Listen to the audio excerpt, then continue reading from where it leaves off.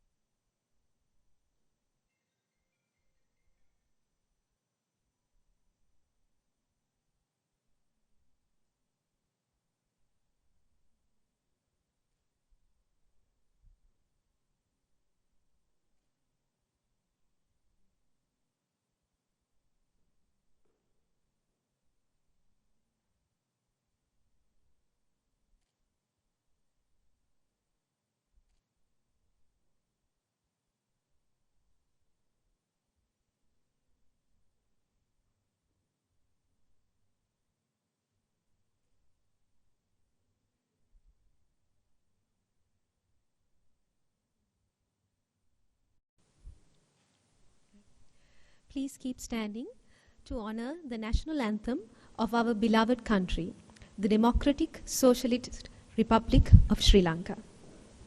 Sri Lanka Mata, Upper Sri Lanka, Namo, Namo, Namo, Namo Mata.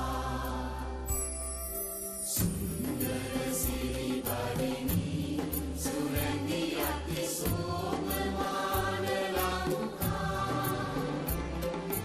Ranya Dhanaya Nekamal Valaduru Piri Jaya Bhumiya Ranya. Apahata Sapa Siri Seta Sadhana, Jeevanaye Mata. Pilidanu Mena Apa Bhakti Puja, Namo, Namo Mata. Upper Sri Lanka, Namo, Namo, Namo, Namo Mata. The lighting of the oil lamp is a tradition Sri Lankans follow during any important ceremony. The rooster on the top of this brass lamp is said to symbolize the dawn of a new day. So, to herald this tradition today, I invite the following dignitaries near the oil lamp. Professor H.D. Karunaratna, Vice Chancellor, University of Colombo. Professor Vajira Disanayaka, Dean, Faculty of Medicine. Deshamanya Emeritus Professor A.H. Sharif Dean. Emeritus Professor Saroj Jayasinghe. Vidya Jyoti Professor M.H. Rizvi Sharif. Professor Harendra De Silva. Mr. K.A.S. Edward, Registrar, University of Colombo. Mrs. K.S.T.S. Jayasuriya, Bursa, University of Colombo. Professor Nirmali Pallavatta, Director, Center for Quality Assurance, University of Colombo. Mr. H.M.W. G.P.R.A. Bandara, Deputy Registrar, Faculty of Medicine, University of Colombo. Professor Shalini Sriranganathan, Professor S. Sivaganesh, Dr. Chaturi Suravira, Ms. Himani Rajapaksa, Senior Assistant Bursa, Faculty of Medicine, Student Representative Vishud Ovitigala, Student Union President, Ms. Subhashini Javardhana, Head, Allied Health Science, Representative of Non-Academic Staff, Mrs. Malkanthi Fernando.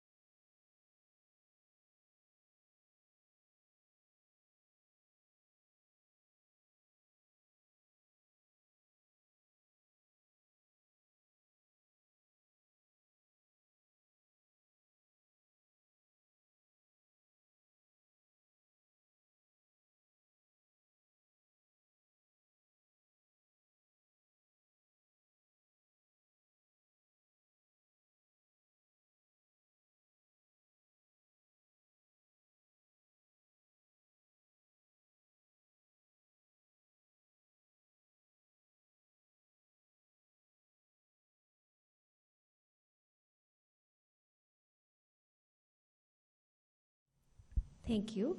Please be seated.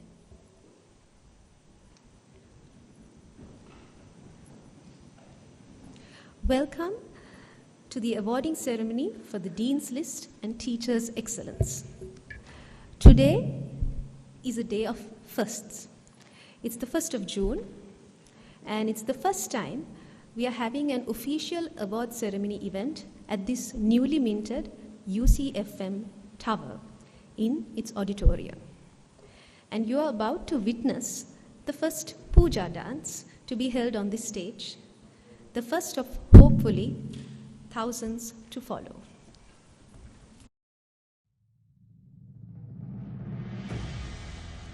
Nath Devi Surinda Budu Baba Pata Inda Obage Guna Kanda Minna Mama Obe Tepa Venda Tusita Pura Bhavanela Adala Devindu Senakin Tunna Puda Piligani Tenumena Seta Nata Surindum Nata Shri Sarvamangalyam Yatha Devena Sangyutam Sugandha Deepa Dhutena Natha Swami Namo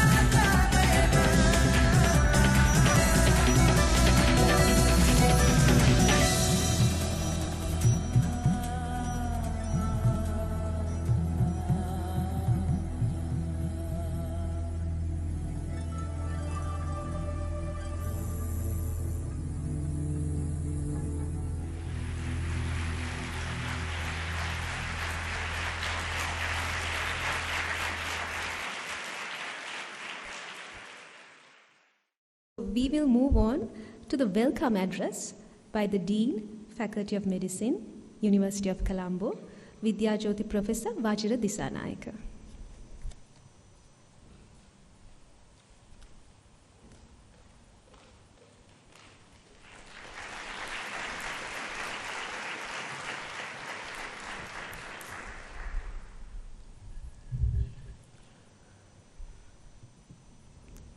Good morning, everyone.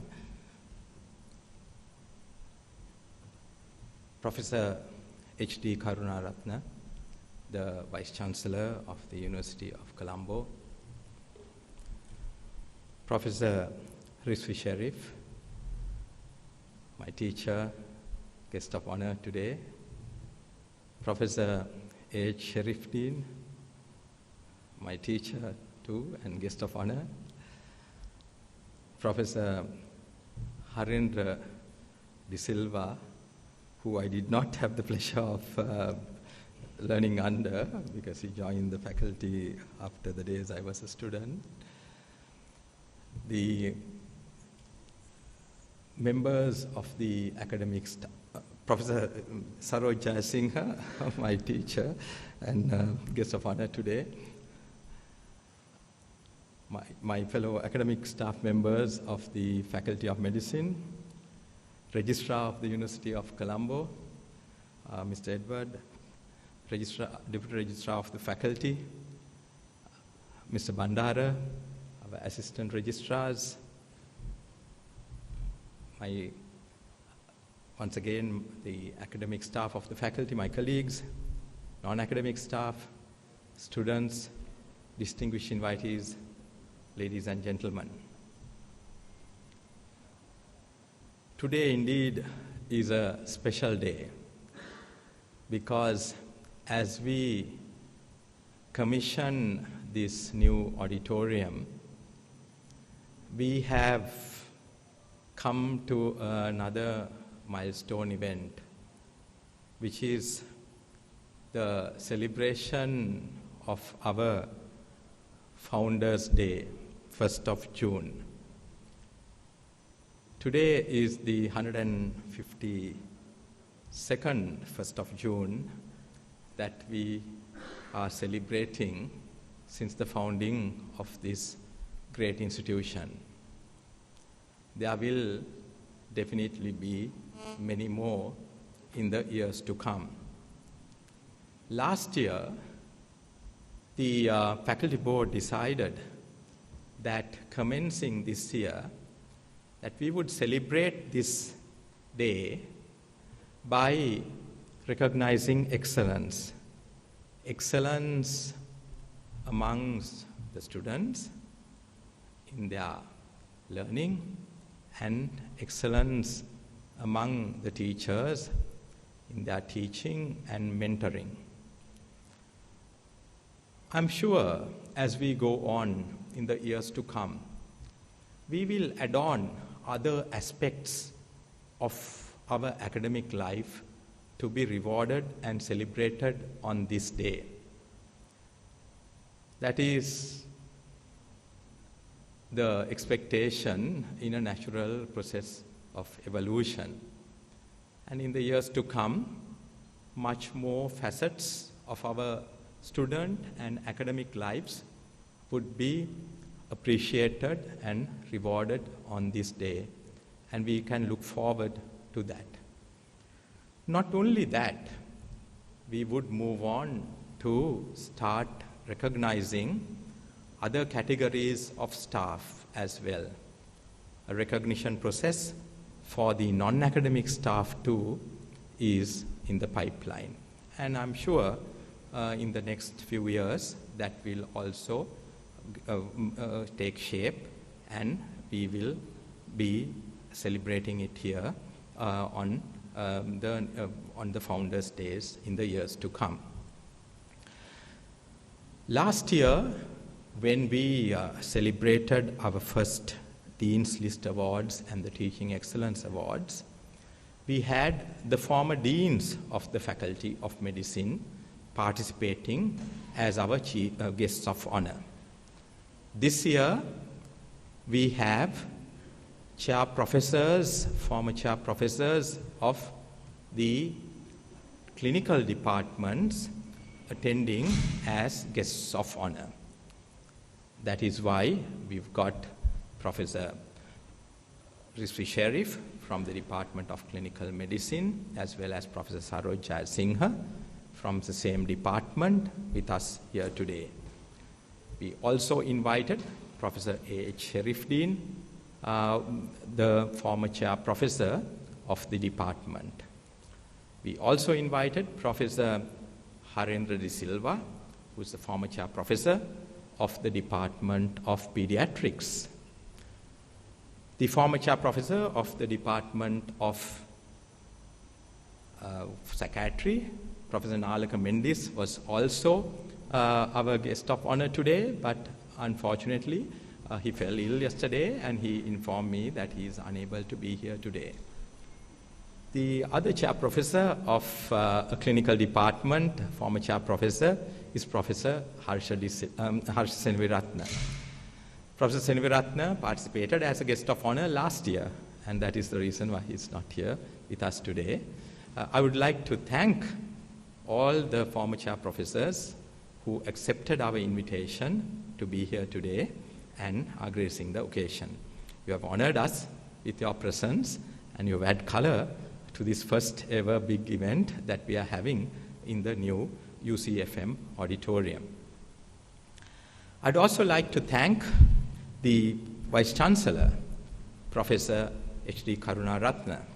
Professor Karunaratne has been, since he took office, a tower of strength to us and have supported us to expedite the commissioning of this building. Thank you very much, sir, for all the support that you are giving us. I would like to welcome you warmly to this event today. We are honored by your presence this morning. Today would not have been possible if not for the dedicated efforts of many people. There is a formal vote of thanks at the end, but I would like to place on record my sincere appreciation of the efforts of several individuals. Mr. Bandara, Mr. Vajra Hettiarachi, Ms. Piumi Haluwana from the administration side. Then from the academic side, we've got Professor Shalini Sriranganathan, Professor Siva Ganesh, and in his absence, Professor Pulani Landroll also helped us on the way, and of course, Dr. Chaturi Suravira. These individuals and their teams are the ones who made today's day possible. It made my life easy. They supported me. I had to only make the decisions on the dates and a few logistic activities. Everything else was done. And that is to the credit of all of these individuals that I mentioned today and their teams. So we've, in our faculty, I think over the past few years, built up strong teams who are taking the various initiatives of the faculty forward. And I'm really happy that we've been able to work as a team to ensure that our activities go forward. Today's event in this building would not have been possible if not for the dedication of another individual, that is Professor Pujita Vikramasinghe. Professor Vikramasinghe, throughout the past few years, have been single-handedly chairing the buildings committee meetings, the review meetings every week on this building, and making sure that everything is progressing. So we owe, all of us in this faculty, owe a great debt of gratitude to Pujita for all the hard work that he has done. And I'd like to request that we appreciate that with a round of applause to Pujita.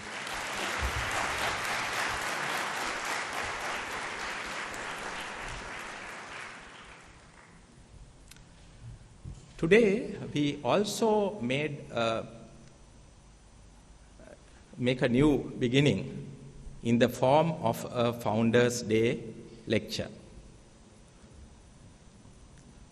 We will have the inaugural Founders' Day lecture delivered by Professor Rizvi Sharif.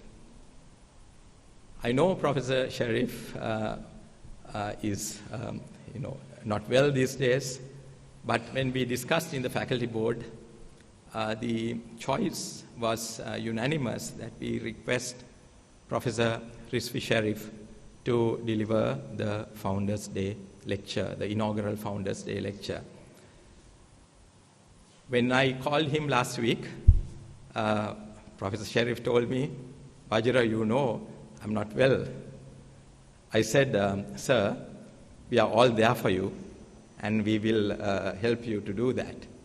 I immediately took a call to Professor Prasad Katulanda and told him, Professor Sharif is giving the lecture, you must make sure that everything goes well. Then I spoke to Professor Tershi Tang, and I told Tershi also, let's help Prof to deliver this lecture. I think the entire department has come together to put together what would be a fascinating journey of the multifaceted life of a university don.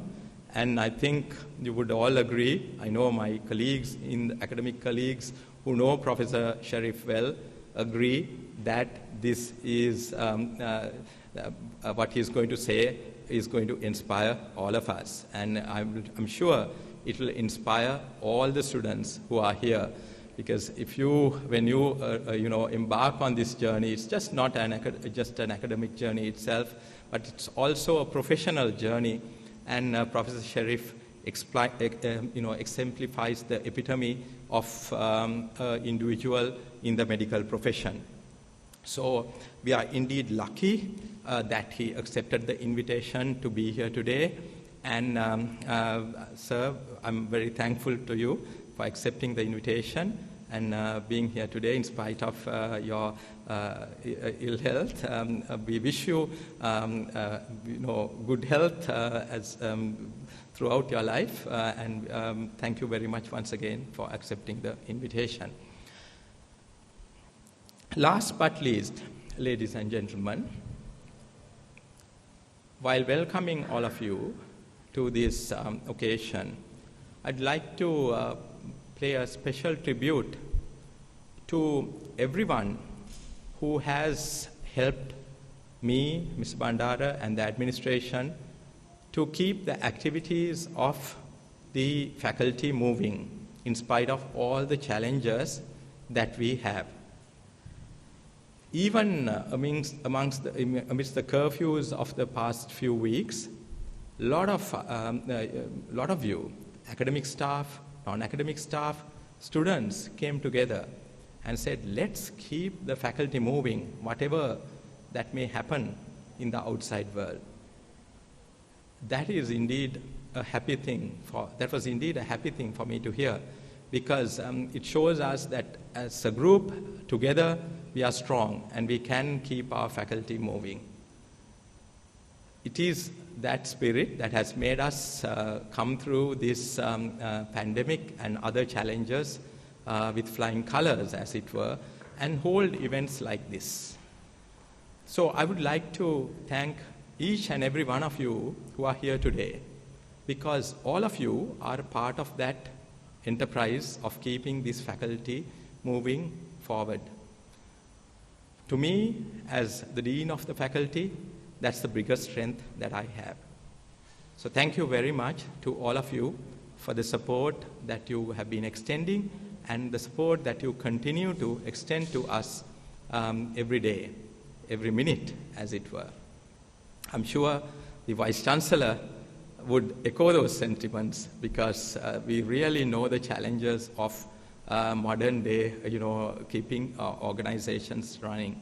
So I would like to thank you very much for the support that you give us all the time. So with those words, ladies and gentlemen, I'd like to once again thank all of you for your presence here this morning. I warmly welcome you, and I hope that you would enjoy the rest of the proceedings. Thank you.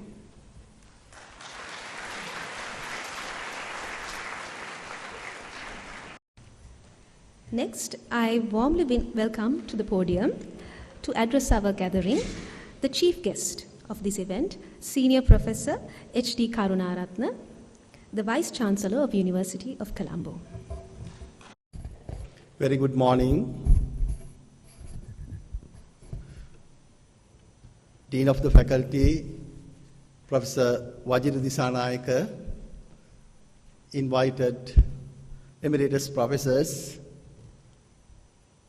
Registrar of the University of Colombo, senior academics, senior professors, Deputy Registrar of Faculty of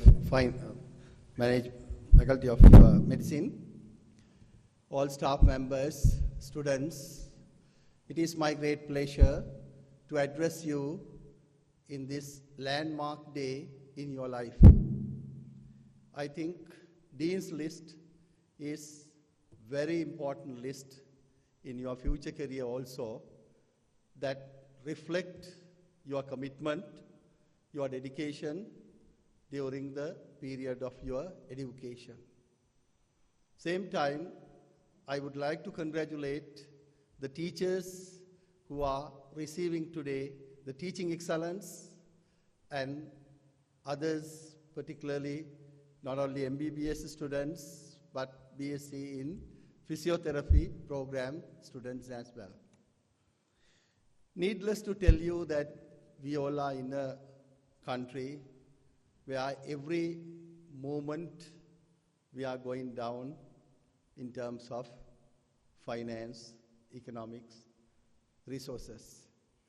So resource constraint becoming severe and severe. In this kind of situation, I think Faculty of Medicine managed to reach a very high level of infrastructure, particularly when I come into this hall, we remember the buildings in foreign country universities. So your infrastructure development in the Faculty of Medicine is amazing. Coming period, you can enjoy this infrastructure, as well as we have to help the Faculty of Medicine to keep its academic excellence, research excellence particularly, and teaching excellence. We know the Faculty of Medicine is the best faculty in all the faculties in all universities in Sri Lanka. You are getting cream of the cream from Sri Lankan education system. And the product of medicine, we know, all the time rewarded not only in Sri Lanka, but also globally. In this scenario, we have to think, what can we do for the Sri Lanka? What can we do for the university? What can we do for our faculty? If we compare with the other countries where we are, that is the biggest issue. If we compare with the similar kind of countries, like say, we have 22 million population. In year 2001, we had 22 million population, but our total production of the country is only 80 billion, only 80 billion. So our per capita income is 3,600.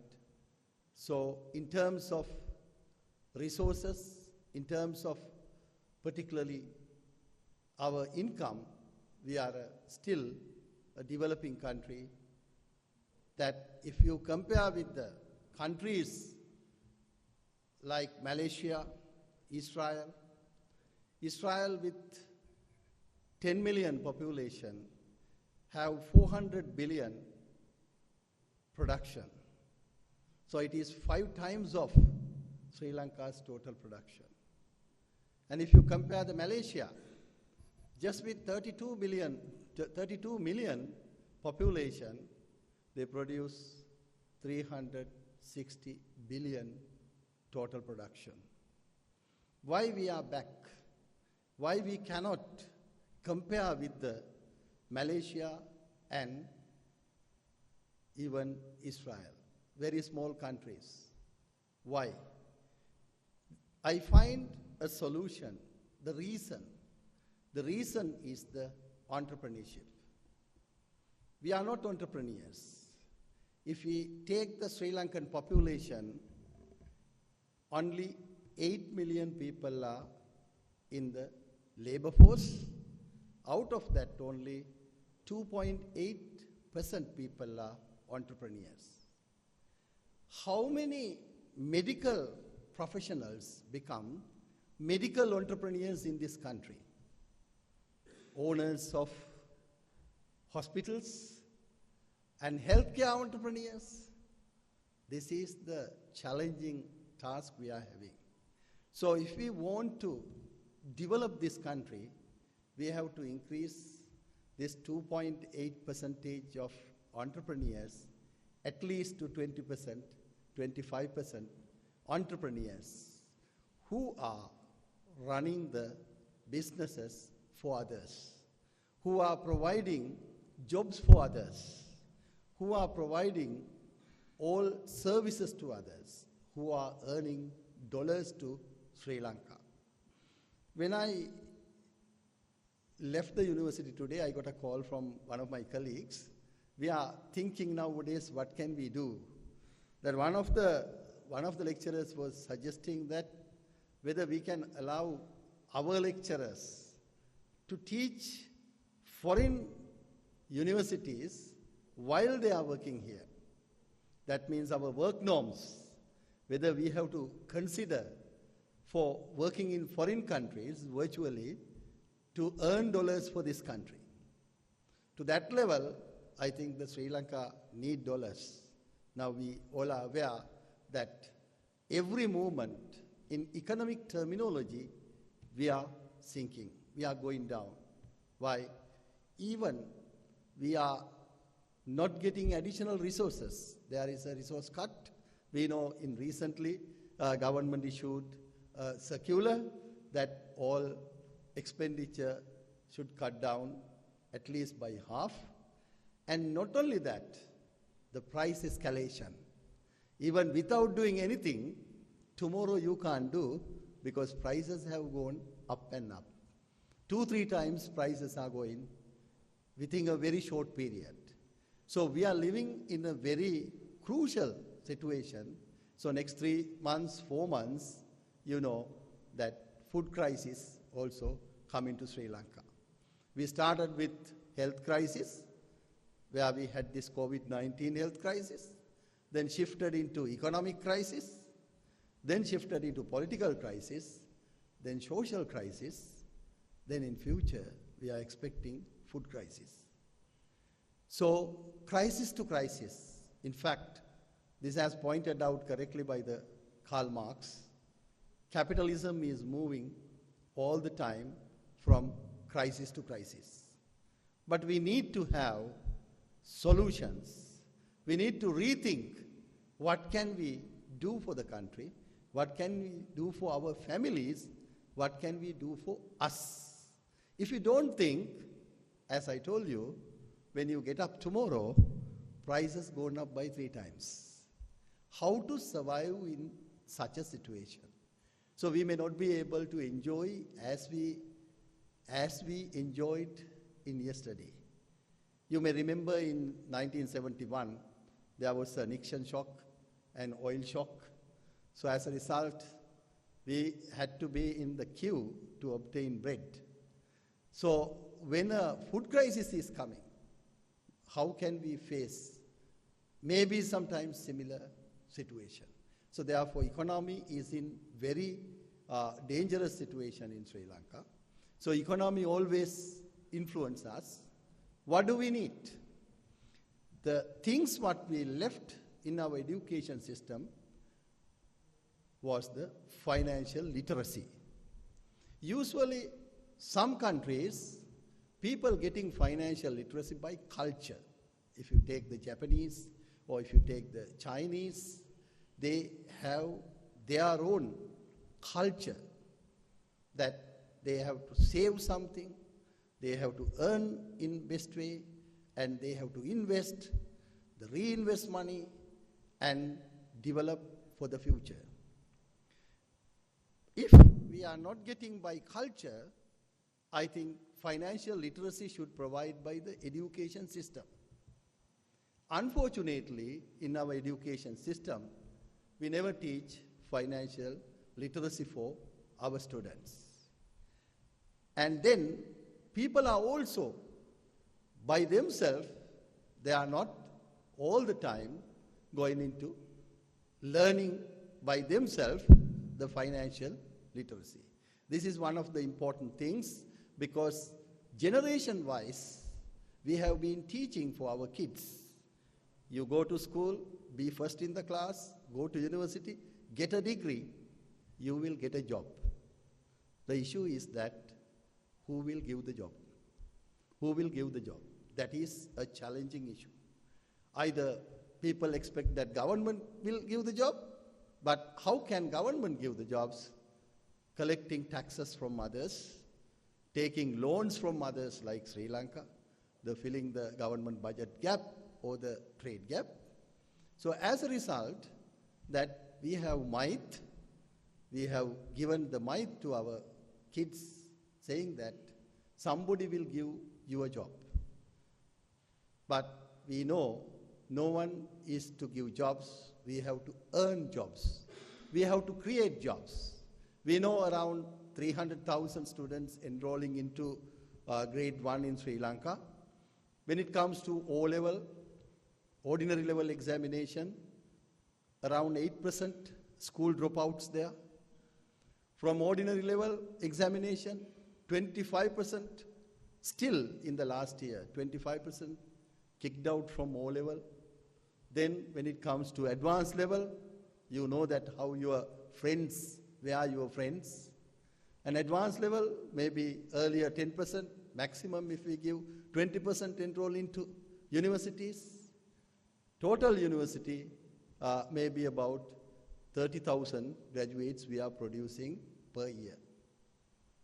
So who should be the entrepreneurs? Who should learn the financial literacy? Who should manage this country with the financial literacy? Unfortunately, we know the policymakers in this country, they did not have financial literacy. That is why today we are facing this crisis. So therefore, we all have to rethink about how to earn money, how to save money, how to invest money, how to grow with the money, how money will work without working yourself.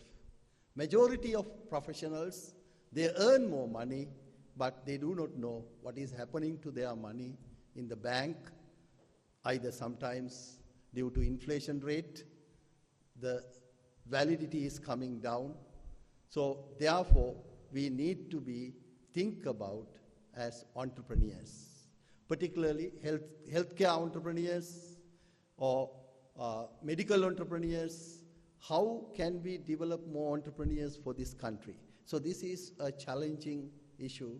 I think everyone can start. There are many programs, country like United States of America or Japan, the developed countries, to educate citizens on financial literacy. Unfortunately, our media or our country, we do not provide financial literacy education to general public. To practice the capitalism, or we call free market economy, it is essential to have businesses. Without businesses, how can we charge taxes? So government is trying to all the time getting taxes either from employees or either from professionals or others, because the exporters are not sufficient exports and business sector is not generating income. That is the biggest issue.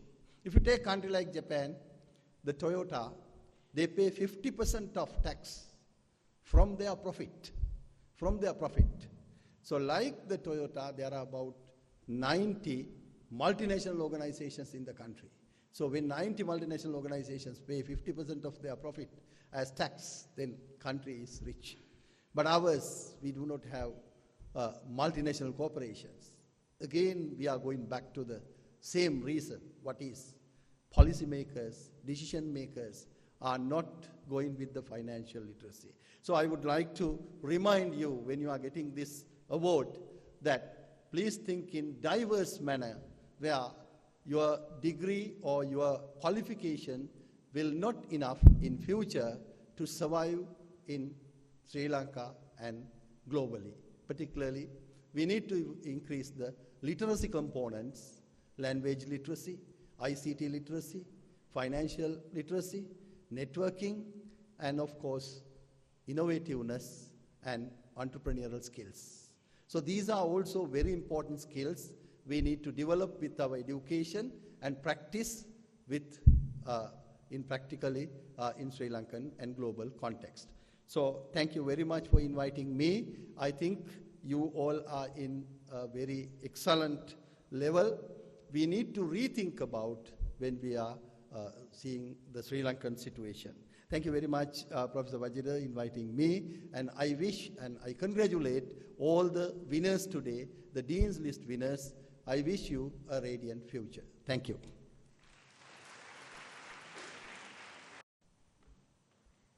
Thank you, sir, for sharing your enlightened thoughts. The first part of today's ceremony is to award the students who are on the Dean's List. To conduct this session, I invite Professor Sivasurya Sivaganesh to the podium. Thank you, Nilanka. Vice Chancellor, University of Colombo, Dean, Faculty of Medicine, distinguished invitees, fellow academics and non-academics of the Faculty of Medicine, Colombo, and dear students. The Dean's List was established by the UGC in 2018 to acknowledge the importance of involving university students in the quality assurance procedures of higher educational institutions. It thus recognizes undergraduates who display exceptional academic performance. The MBBS and BSc physiotherapy students of the Faculty of Medicine from each year of intake who obtain a cumulative total of 70% or more in examinations are considered for that academic year and included in the Dean's List. In addition, they also should have obtained at least 50% or more at the first attempt in all examinations considered for that academic year. We as the faculty take immense pride in the performance of our students. We endeavor to motivate both current and future medical students to achieve the highest standards by recognizing their academic distinction. Being on this list is a mark of personal achievement, but more importantly, we hope that it will encourage tomorrow's doctors to deliver high quality health care to the nation in the years to come. And we congratulate and give our best wishes to you students who achieved this feat today. Before I end, I think I would like to make a few remarks. Our Vice Chancellor touched on the challenges we face ahead. And I think adversity, and that's what this country faces now. We are in an adverse situation, but adversity is not always bad. So I thought I'll just end, especially for you students, with a few quotes I picked up right now on adversity. Martha Graham says that fire is the test of gold, adversity of strong men and women. If there was no night, we would not appreciate the day, nor could we see the stars and the vastness of the heavens. We must partake of the bitter with sweet. There is a divine purpose in the adversities we encounter each day. They prepare, they purge, they purify, and thus they bless.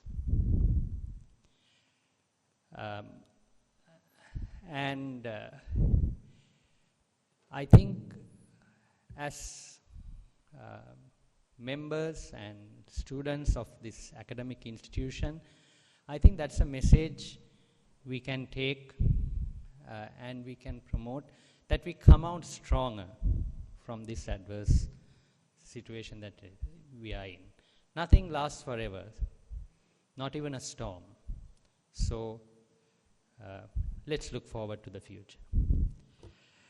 I have now great pleasure in inviting our Dean, Vidyajyothi Professor Vajira Disanayaka, to come on to the stage, and we will begin the award of the Dean's List.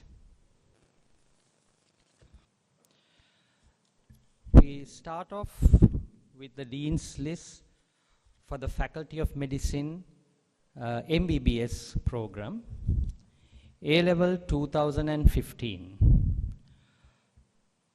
Abhay Ratna WABD.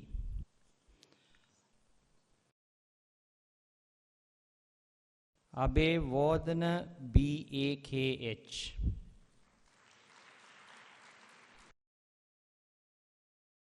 Amarasingha PMNT.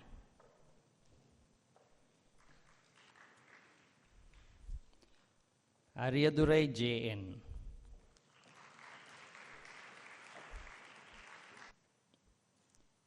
Aruna Kirivasan Y. Balakuma S.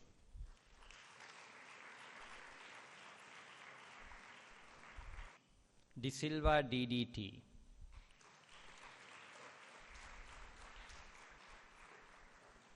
De Silva DISH.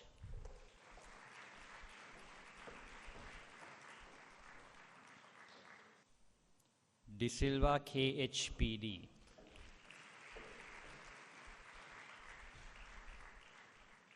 De Silva PMKHT.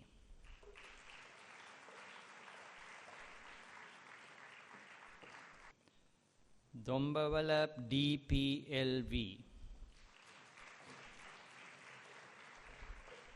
Dushyantan S. Dushyanti GS. Edirisingha U.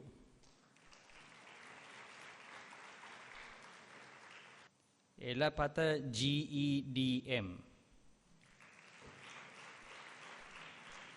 Elaksana B.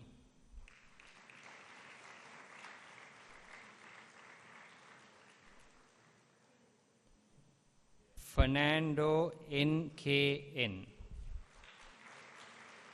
Fonseca PFSC.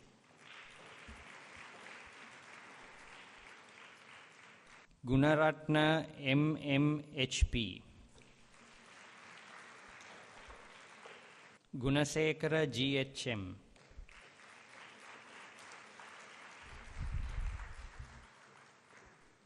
Gunatunga SD.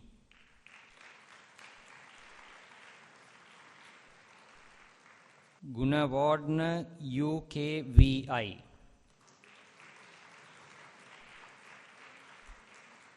Ismail AFA.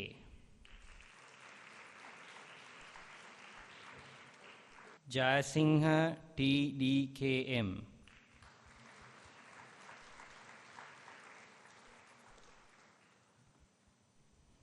Jayasingha JP.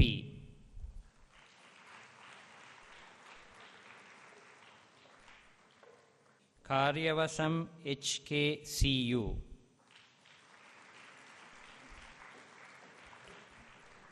Karunaratna MHAKP. Karuna Vallabha KPGTU. Katriarachi KDNC.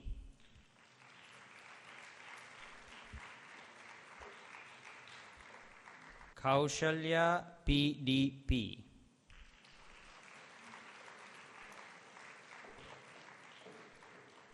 Lianage SU.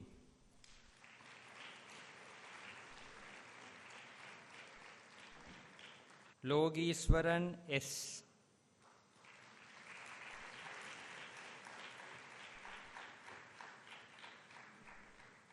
Mahaduvage SN.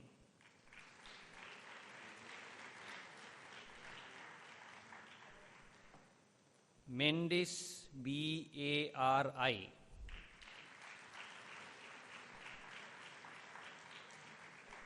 Midushan J.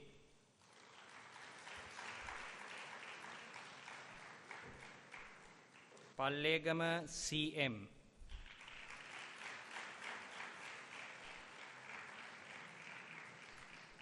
Pereira, Jaadat. Pereira, KWT.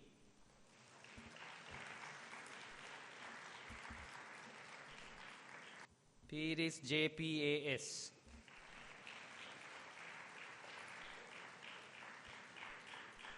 Pumali, DMS.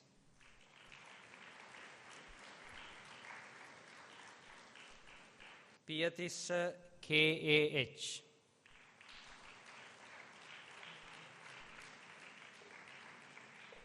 Priyan, WPH.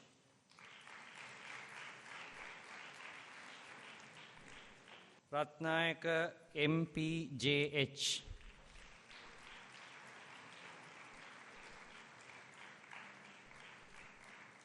Ratnayaka, RMDW.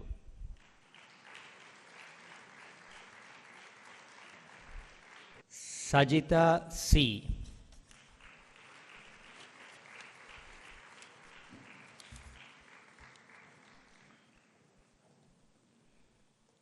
Saishan T.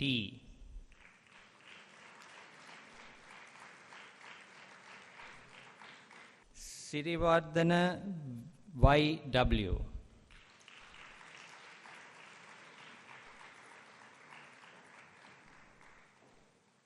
Sujan S.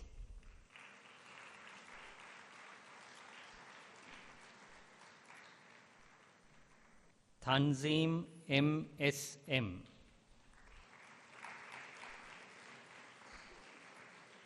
Tennakun RMHS. Tilakaratna KMDGS. Twaragesh V.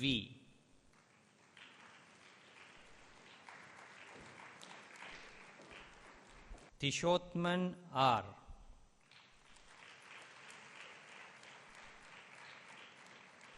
Vitanage WVN.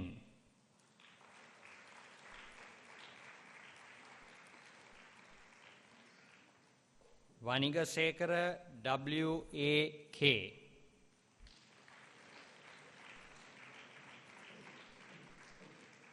Veerakun AWGRS.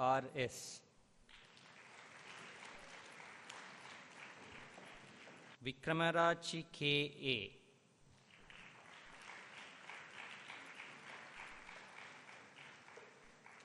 Vijayakon KS.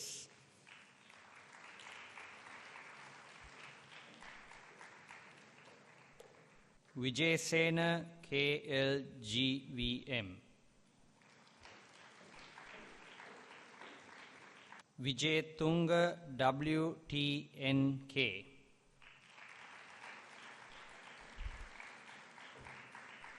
Vijayvanta KSL.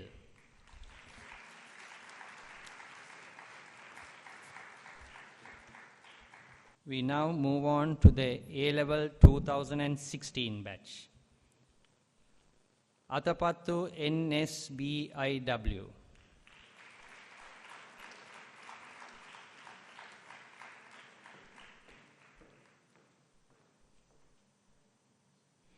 Fonseca NHDI.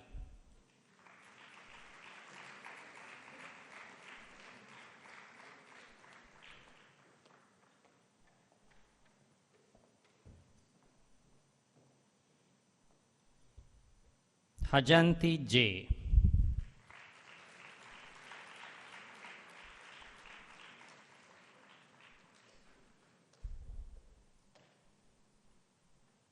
Jayasinghe JASL.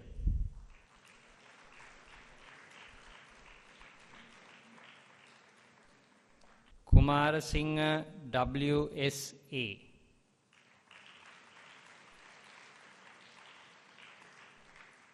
Kumari GST.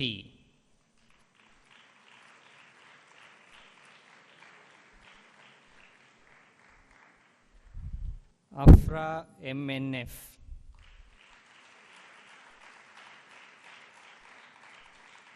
Madhushka DKSC,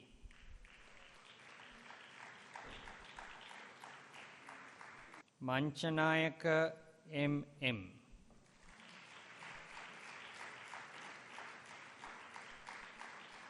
Punsara RGN,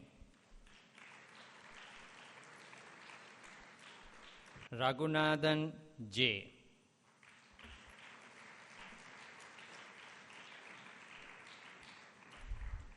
Senevaratna PD,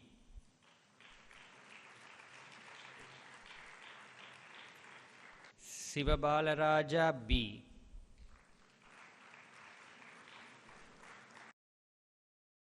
Vikramarachi SG,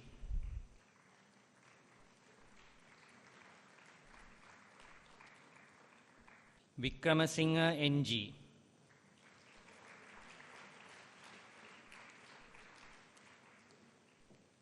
Vimalasena TBGH,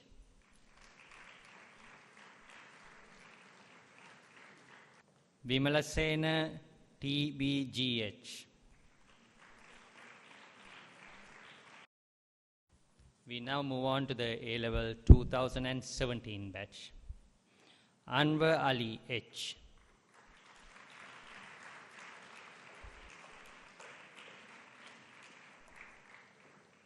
Aziz FRA,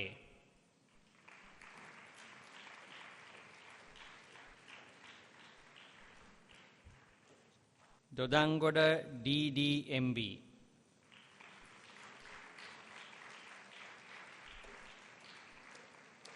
Fernando LOV,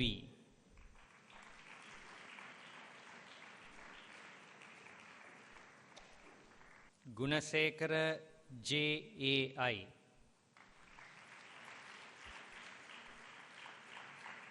Gunasekara MB,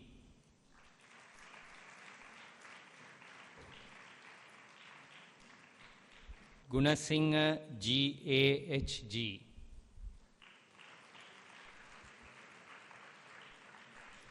Gunawardna GDGK,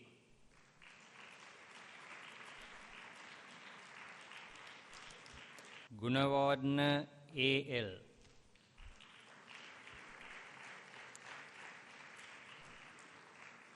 Gurusinghe VS,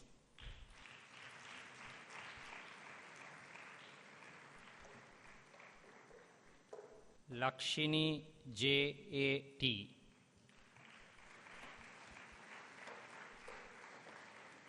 Madhusanka DGIP,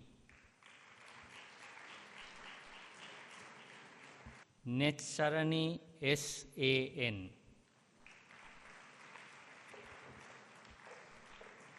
Rajakaruna MP, Abesurya BMV,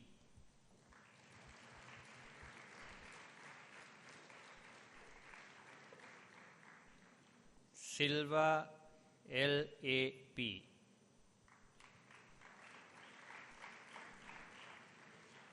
Serena MAF, Van Klenberg AR,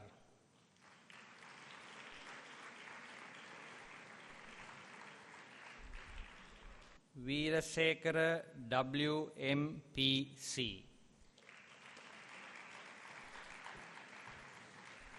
Vikramasinghe UA,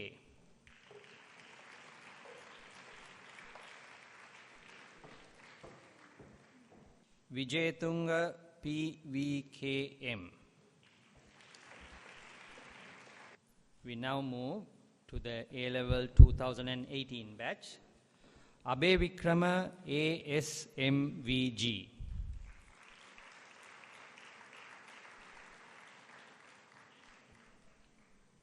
Anjalika AT,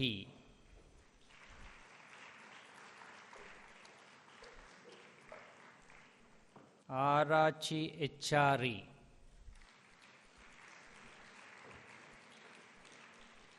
Athukorala ANC,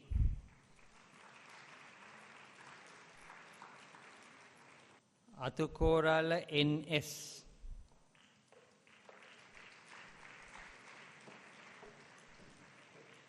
Devmina KKDN.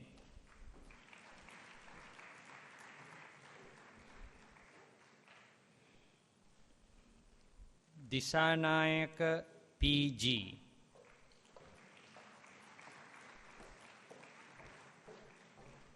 Fernando KDP.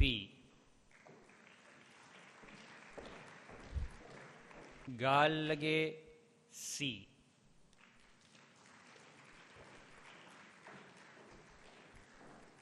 Haturusinga HSM.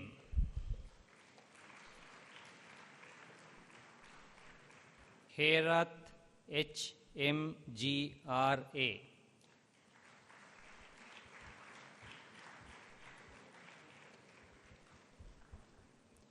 Herat HMMSM.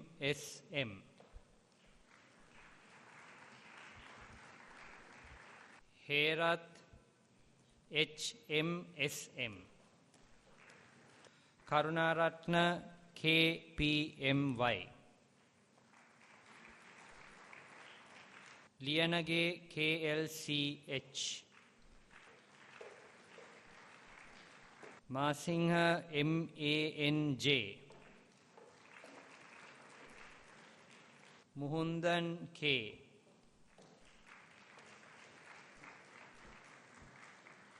Nallaheva MPI.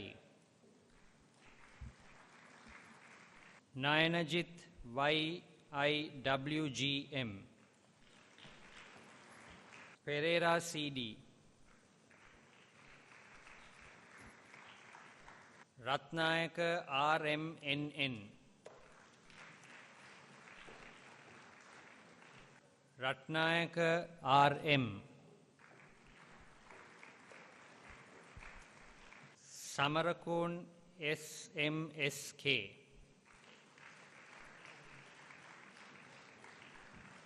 Utpala HGH. Vikramasinghe WKVK. We now move on to the A-Level 2019 batch. Abhirami S.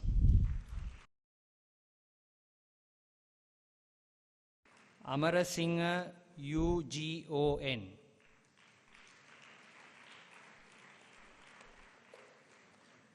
Anoshigan A.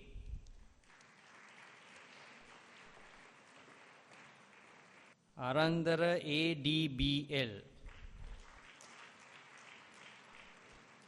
Ashrif AAA.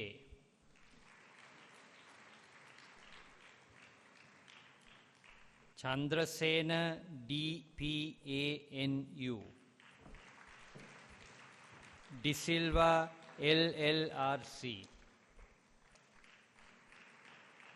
Doluvira DGMS. Epitavela BN.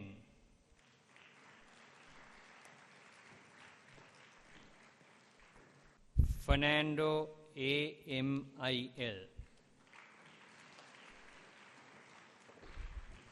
Fernando GTN. Gamachi MGNA. Gunasekara CM.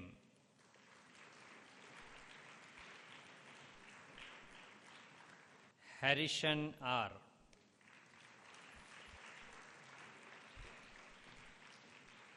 Herat HBPMK.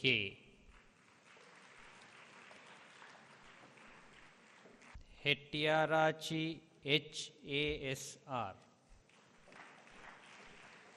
Hosna MK. Ilangasinghe SN.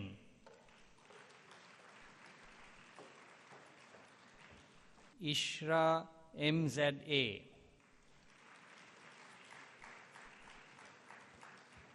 Jayasuriya JAGK, Jayasuriya RC,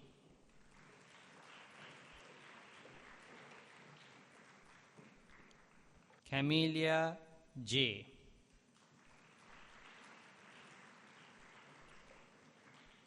Karunaratna GBMS,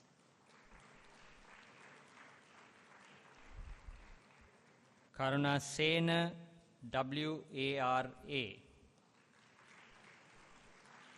Kirushikan J,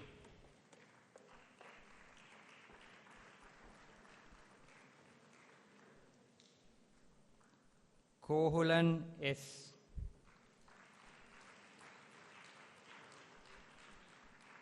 Kumarasinghe EV,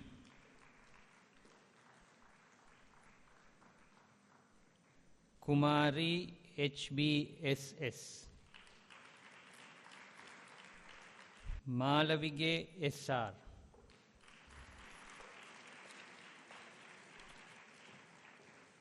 Malik SHA, Manivannan S,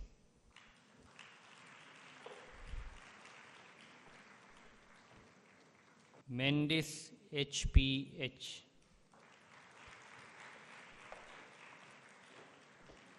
Mihidumge HGSA,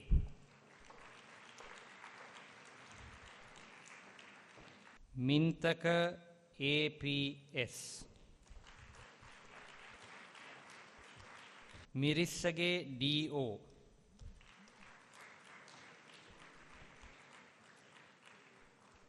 Nanayakkara DMRD, Narangoda STP, Nihal SA,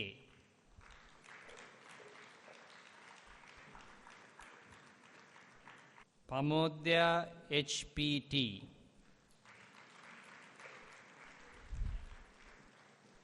Patirana IPSLM, Pereira VV, Rajapaksha KS,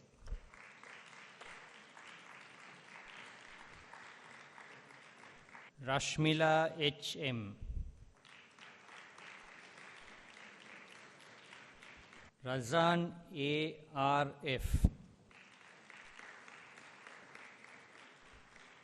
Samaranayaka AP, Sanwara RMSR,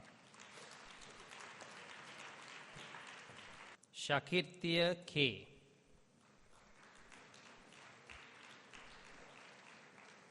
Silva NN,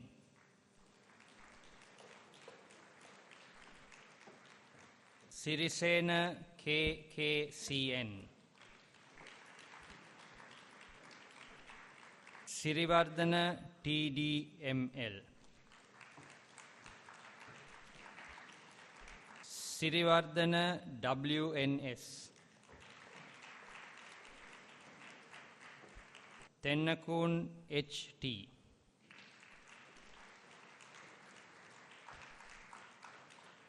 Darshihan S, Tuduvage SI, Veerasinghe MSH, Veerasinghe RPSK, Vikramasinghe NJKA, Vijayawardena SM,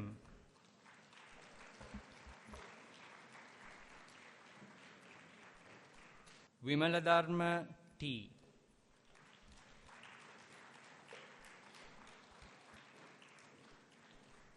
Ziad MS, Yusuf MMM, Nirmani WVD.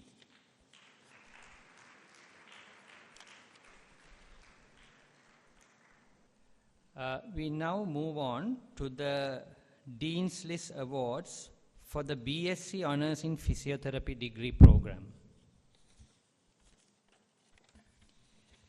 A-Level 2017, De Silva A.H.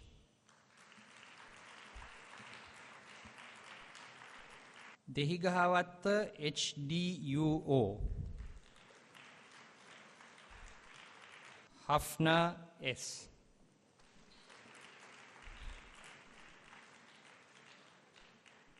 A-Level 2018, Fazrina MFF.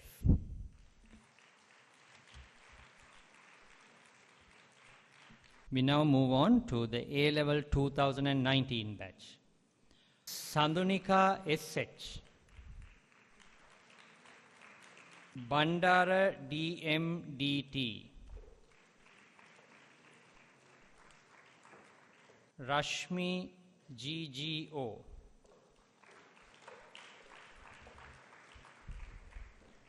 Dilrukshi JAM.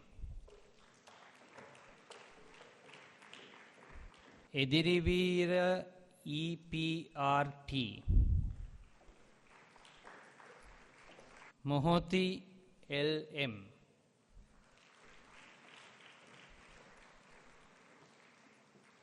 Kumari WRAU.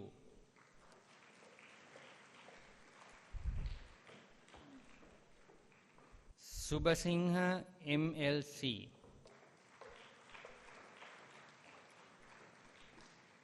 Silva TBP.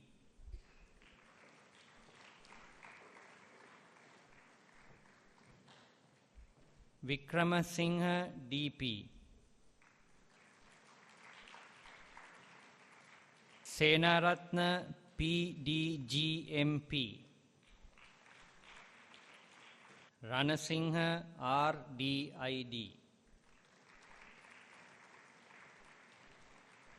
Chamatakara AHMEV. Nair SNN. Basnayaka MH.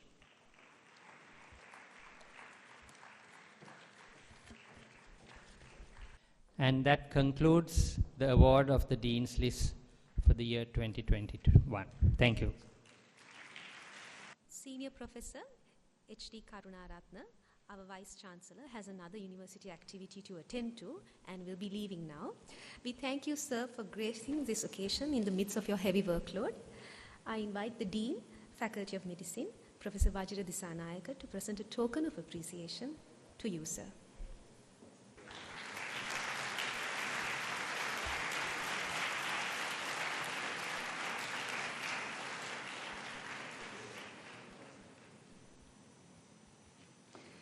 Thank you, sirs. So we just awarded more than 200 students, and I believe we need a little rest. Our talented students will depict the Sri Lankan legend of Ravana. Here they will be disregarding the famous Sita from India, but instead show Ravana's Sri Lankan wife, Mandodari, and her rage and sadness of her husband leaving her for another.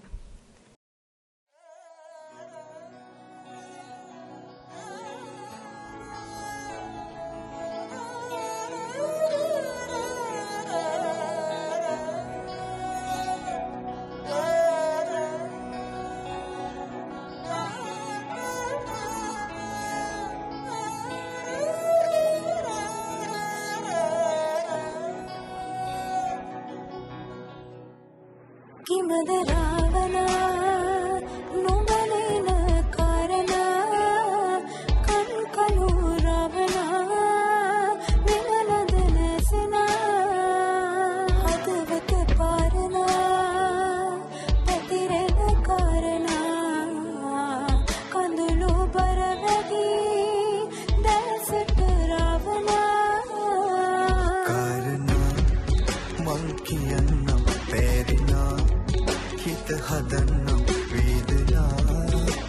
පිසනිවන්නම් රාවනාමා මන්දෝදරී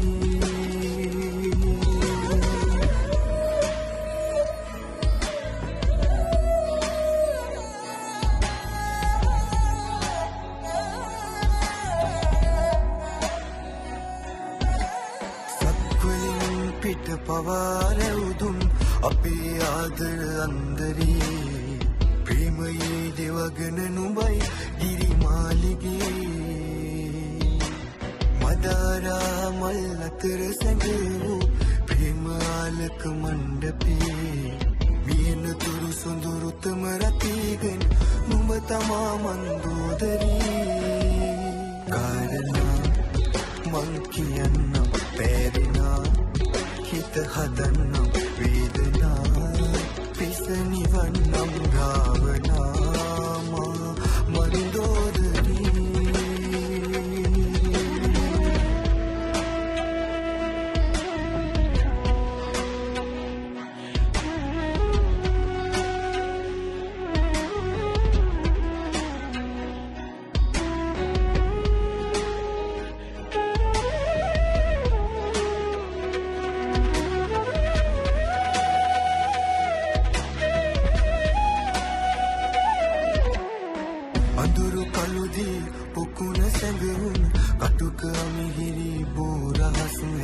අතීතයේ සිත ගොලු කරයි මාදරී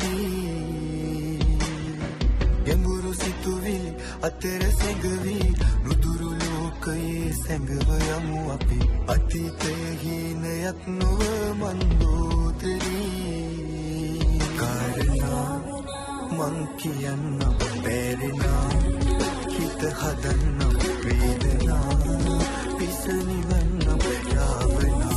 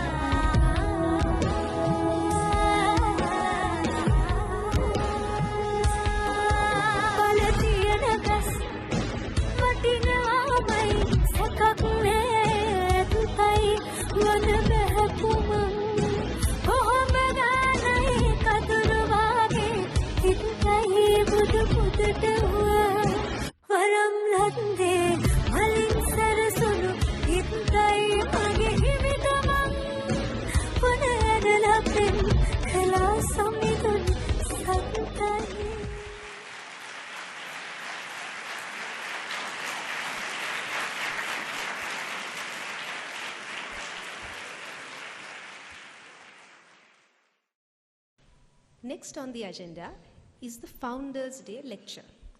It will be delivered by Vidya Jyoti Emeritus, Professor Rizvi Sharif, and it is titled The Multifaceted Life Story of a University Don. To introduce him and his achievements beforehand, I invite Professor Prasad Katulanda to the podium. Good morning, Dean Medicine, distinguished invitees, my colleagues, dear students, members of the non-academic staff. I take it as a great privilege and honor to introduce Emeritus Professor Mohammad Hussain Rizvi Sharif MBBS, MD, MRCP, FRCP, London, Edinburgh, FRSCP, FCCP, FNA, SSL, FSL, CGP, FIMA.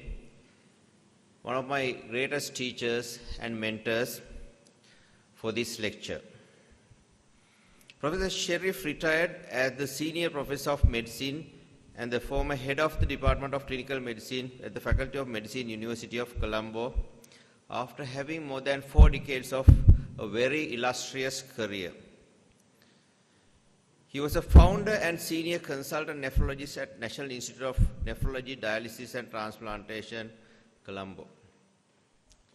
Vidyajyoti Professor Resli Sherif was a director at the Postgraduate Institute of Medicine from 2006 to 2011 and was also an acting director at the Institute of Molecular Biology, Biochemistry and Biotechnology for nearly 18 months. He is now the Senior Professor of Medicine at the Kothalawala Defense University and the Emeritus Professor of Medicine, University of Colombo. Professor Sherif was awarded Vidyajyoti title, national title, for his work in pioneering work in nephrology, dialysis and transplantation, and for his academic contributions in Sri Lanka, and also has received a Lions International Merit Award. He set up the first kidney transplant program in the country in October 1985, and now we have had several thousands of transplants in this country. And also he is the pioneer who has introduced dialysis to Sri Lanka, and maybe millions of cycles of dialysis would have happened since then. He has also been instrumental in developing the National Institute of Nephrology, Dialysis and Transplantation in Maligawatta, Colombo, and the postgraduate training program in nephrology in Sri Lanka, which has produced more than 30 nephrologists. Professor Sherif is a very renowned researcher in this country, and he has more than 250 full research publications to his credit. These are in nephrology, transplantation, snake bite, poisoning, and also in non-communicable diseases. He has trained many clinical postgraduate trainees in medicine and nephrology, and also supervised many MPhils and PhD degrees. He had been an editor of the regional nephrology journals and an international editor and a contributor to Kumar and Clark Clinical Medicine textbook and the Oxford Textbook of Medicine. Professor Sherif had been an examiner at MBBS, MD, MRCP UK, both in Sri Lanka, in regional centers, in Asia as well as in United Kingdom. Professor Sherif is a founder member of the South Asian Clinical Toxicology Research Collaboration SETRAC and founded the OXCOL, University of Oxford Colombo Link Research in studies in snake bite and yellow oleander poisoning, and also had been a tower of strength in establishing the diabetic research unit at the Department of Clinical Medicine. Professor Sherif had been a president of Ceylon College of Physicians and Sri Lanka Association of Nephrology and Transplantation. He was the president of the Nephrology Urology Transplant Society of SARC and the founder president of the Hypertension Society of Sri Lanka, and a founder and a past president of Health Informatics Society in Sri Lanka. In 2007, he was elected counselor in the prestigious International Society of Nephrology. He was honored as a fellow of many associations and colleges and academies, and particularly National Academy of Sciences of Sri Lanka since 2006. And he had been a past president of the Sri Lanka Medical Association. In 2016, he was appointed as a research fellow of the National Science Foundation. Professor Sherif has worked more than 41 years at the Colombo Medical Faculty and National Hospital of Sri Lanka and taught thousands of medical students and other postgraduate trainees. He pioneered the building of the National Nephrology, Dialysis and Transplantation Institute at Maligawatta, as well as the beautiful clinical medicine academic and research center Clinmark building at the National Hospital premises, which houses the clinical medicine department at the National Hospital and the Rasi Sharif Auditorium. Professor Sharif contributed immensely towards the development of ultra-modern teaching facilities at the KDU Hospital and ensuring its services. Ladies and gentlemen, Professor Rasi Sharif has made an enormous contribution to medicine in Sri Lanka as a medical teacher, astute and sought-after clinician, researcher, postgraduate trainer, examiner, medical educator, administrator, and has been a pioneer and entrepreneur in medicine, nephrology, dialysis, transplantation locally and internationally. He is considered the father of modern nephrology, dialysis, and transplantation in Sri Lanka. Professor Rasi Sharif has also got awards, international awards like the Abdul Kalam Excellence Award, Nelson Mandela Peace Award, and Albert Einstein Peace Award. So, with these remarks, it's my great privilege and pleasure in inviting Professor Rasi Sharif to deliver this address. A very good morning to all of you. First of all, let me thank the Dean, Professor Vajira Disanayaka, for inviting me to deliver the Founders Lecture for this year. This is the first time I'm coming into this beautiful auditorium. I was one of the early people to think of putting up a building here. It was 13 stories when we originally started, but now I hear it's 17 stories. Anyway, when Vajira asked me whether I could give this talk, I said I'm not well actually. I'm having a fairly serious problem and I'm not going to be at my best when I am delivering this talk. Some or other, Vajira being Vajira, wouldn't take no for an answer. And he said, sir, we will help you, we will get this one and that one to help you. And then came in other stalwarts like Katulanda, who said he will do the thing, and Constantine and other people who would do the lecture for me and I would just come and deliver it, like, you know. I'm not used to that kind of thing actually. So I said, okay, fine, you can try, but if I'm okay, I will come and give this talk. So here I am, able to give this talk, but I'm not in a good position to stand and deliver, so I'll have to sit and deliver. Now, the reason for giving this talk is there are so many young people. I had 41 years as a teacher in this medical school. That's a bit unusual.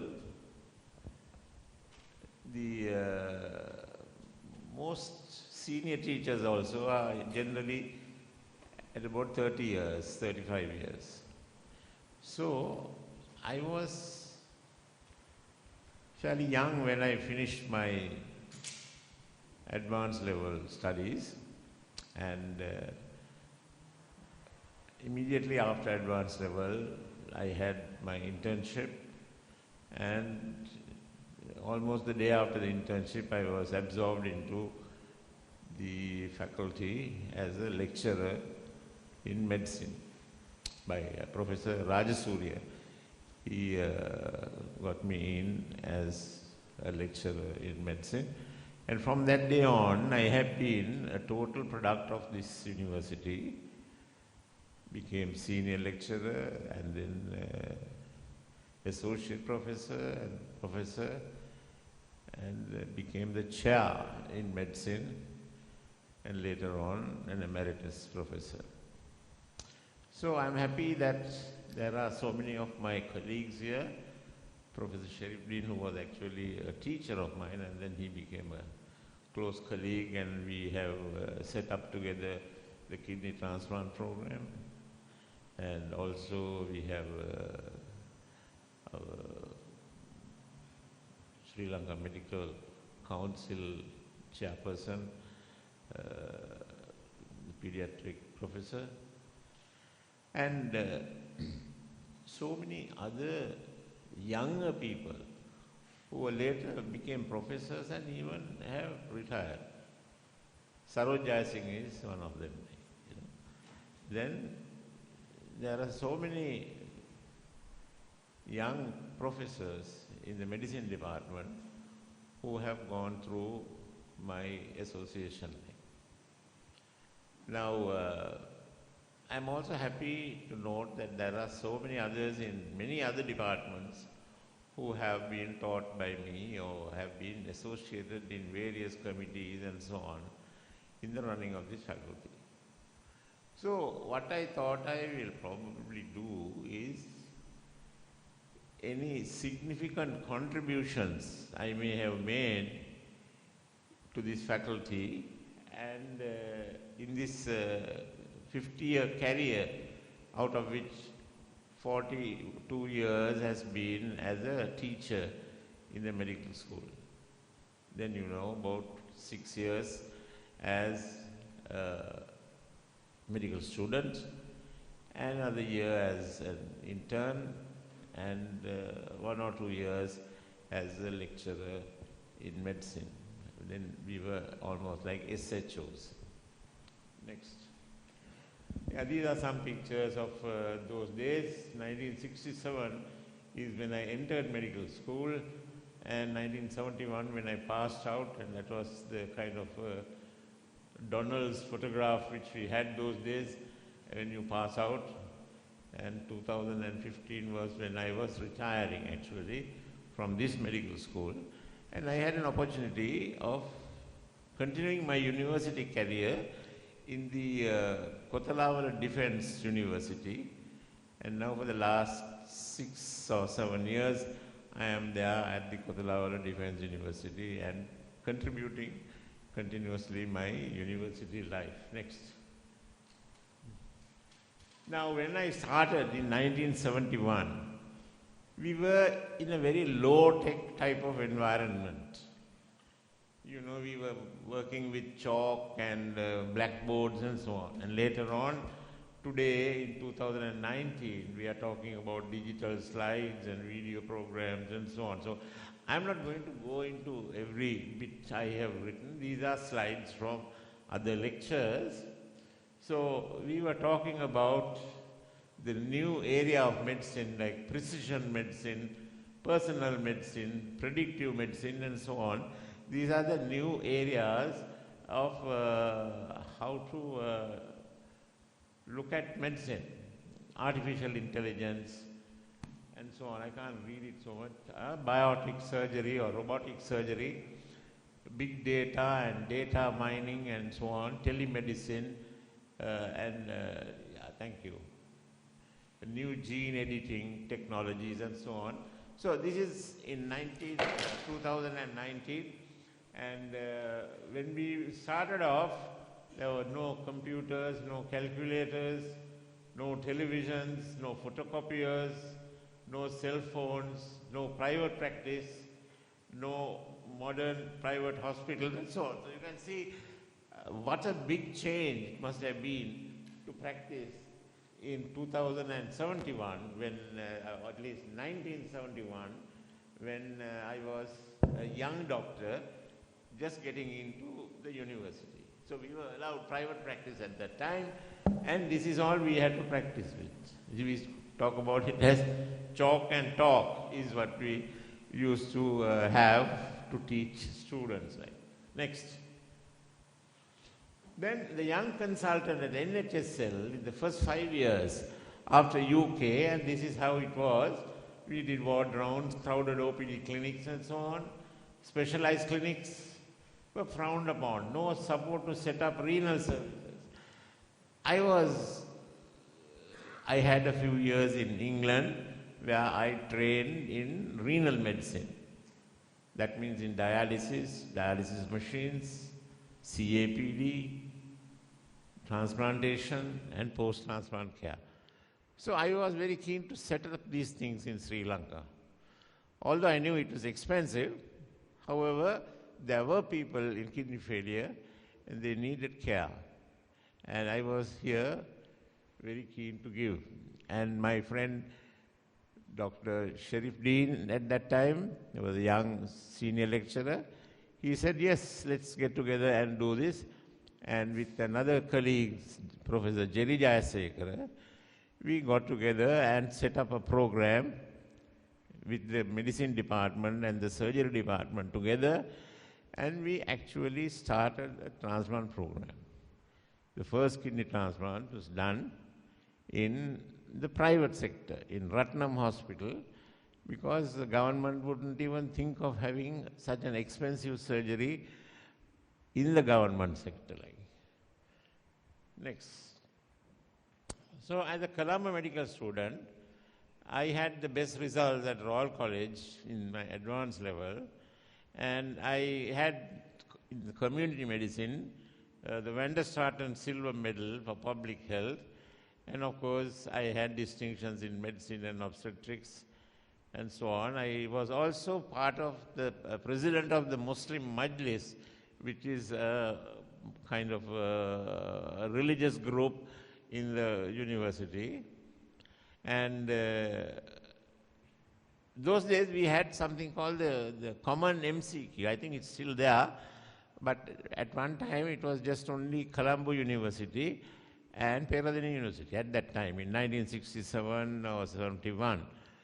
Later on, today we have several universities, so the common MCQ is common among so many universities. So I was placed first in the Colombo exam, as well as I was placed first in the common MCQ exam.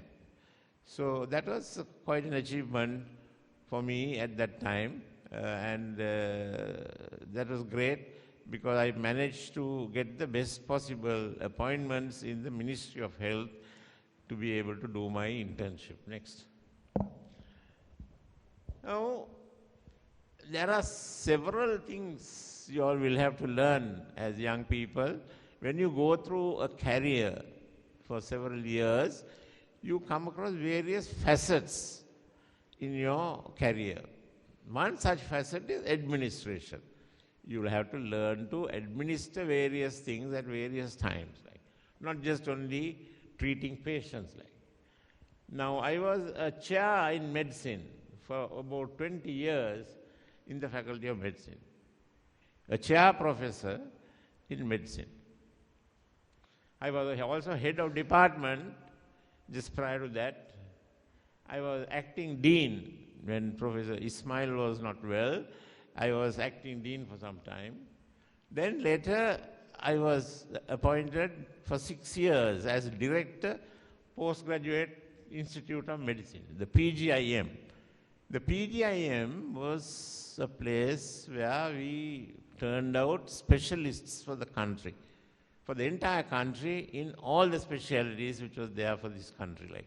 So therefore, it was a very, very important and very important job actually to be able to turn out. And for 6 years I was there. Not only that, I even developed some new programs as MD programs as well as diploma programs in critical care and in, so many. And also in other countries, in the sense we had programs in India, the DFM program for instance.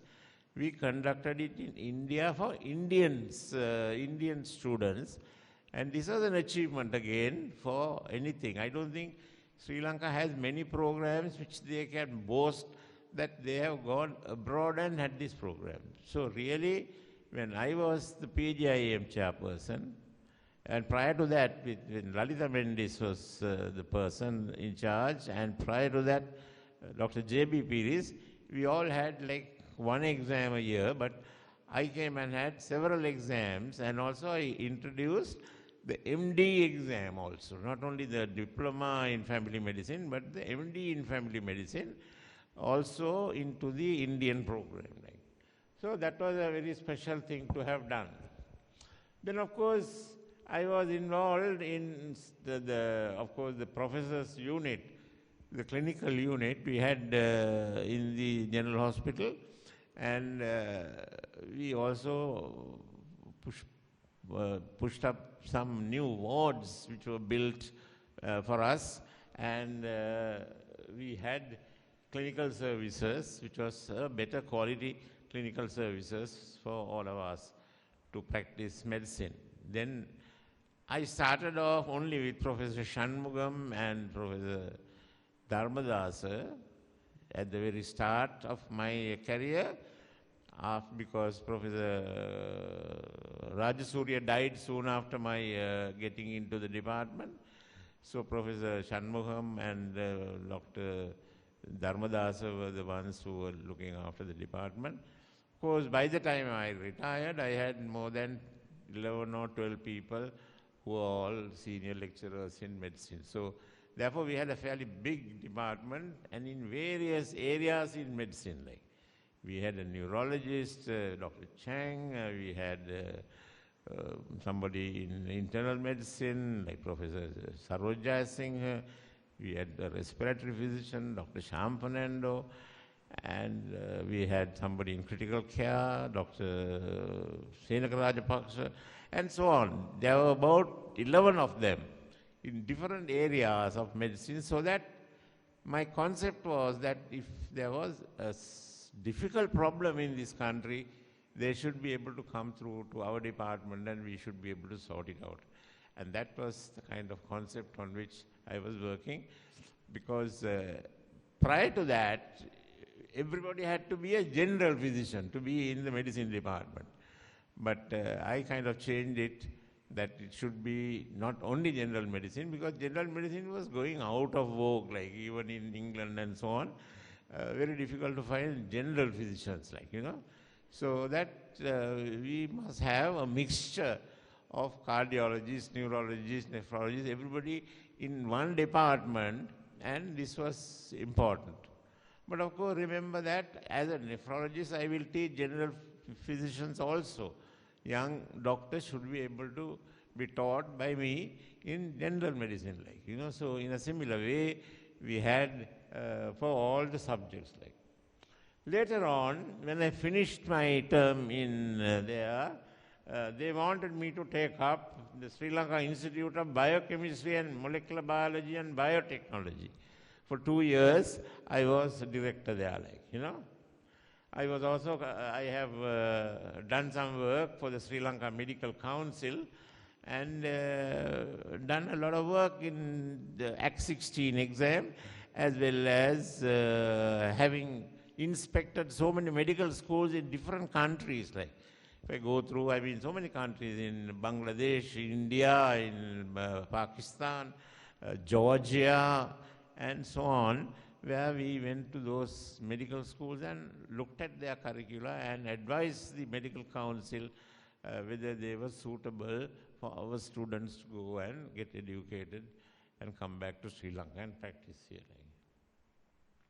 And the final thing which I'm still batting is at Kothalawala Defense University, and only 2 weeks after my stint in this institution did I wait at home, like, you know, much to the unhappiness of my wife and family.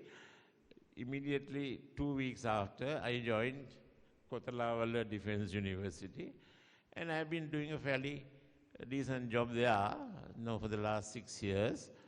And I also introduced the Mayo Clinics to Kothalawala Defense University, and the Mayo Clinics, they sent a team of 10 people to have a big conference in Kothalawala Defense University. I've also involved myself in research work in many ways, even at national level. There was a National Science Foundation, and I was a senior research fellow along with Dr. Palita Bikun now for the last 4 years or so. But after this government came in, they have changed the infrastructure. Next. So you can see that I have been involved in teaching, learning, research and so on in an administrative capacity, different things. And then of course, I was also involved in a big way in research. I got the University Excellence Research Awards consecutively from 1989 to 2000, almost 11 years. Every year I got the University Excellence Research Award. So you can see that in addition to my teaching commitment and my treating commitments, I'm also involved a lot in research. Research to the point that it was thought of as excellence in research. Presidential Research Awards, 15 consecutive years. Then kidney transplantation development. So we started the kidney transplant program. So we can say we developed the kidney transplant program in 1985. Then also we were involved in Canero poisoning. And snake bite research. Snake bites, there were a large number of deaths. Actually, in the Guinness Book of Records at that time, we were actually the very high rate of mortality due to snake bites. Some 1,800 odd deaths a year. And we brought it down to about 180 deaths a year by developing a antivenom. Antivenom is mainly because of the cobra and Russell's viper. We managed to extract. In fact, I set up something called a herpetarium. If you go to medical school now, that's the only medical school in the country which has got snakes along with the students. I don't know whether many students know that they are walking around with snakes around them, And we have a herpetarium, and we have cages in which there are very poisonous snakes like cobras and Russell's viper and so on.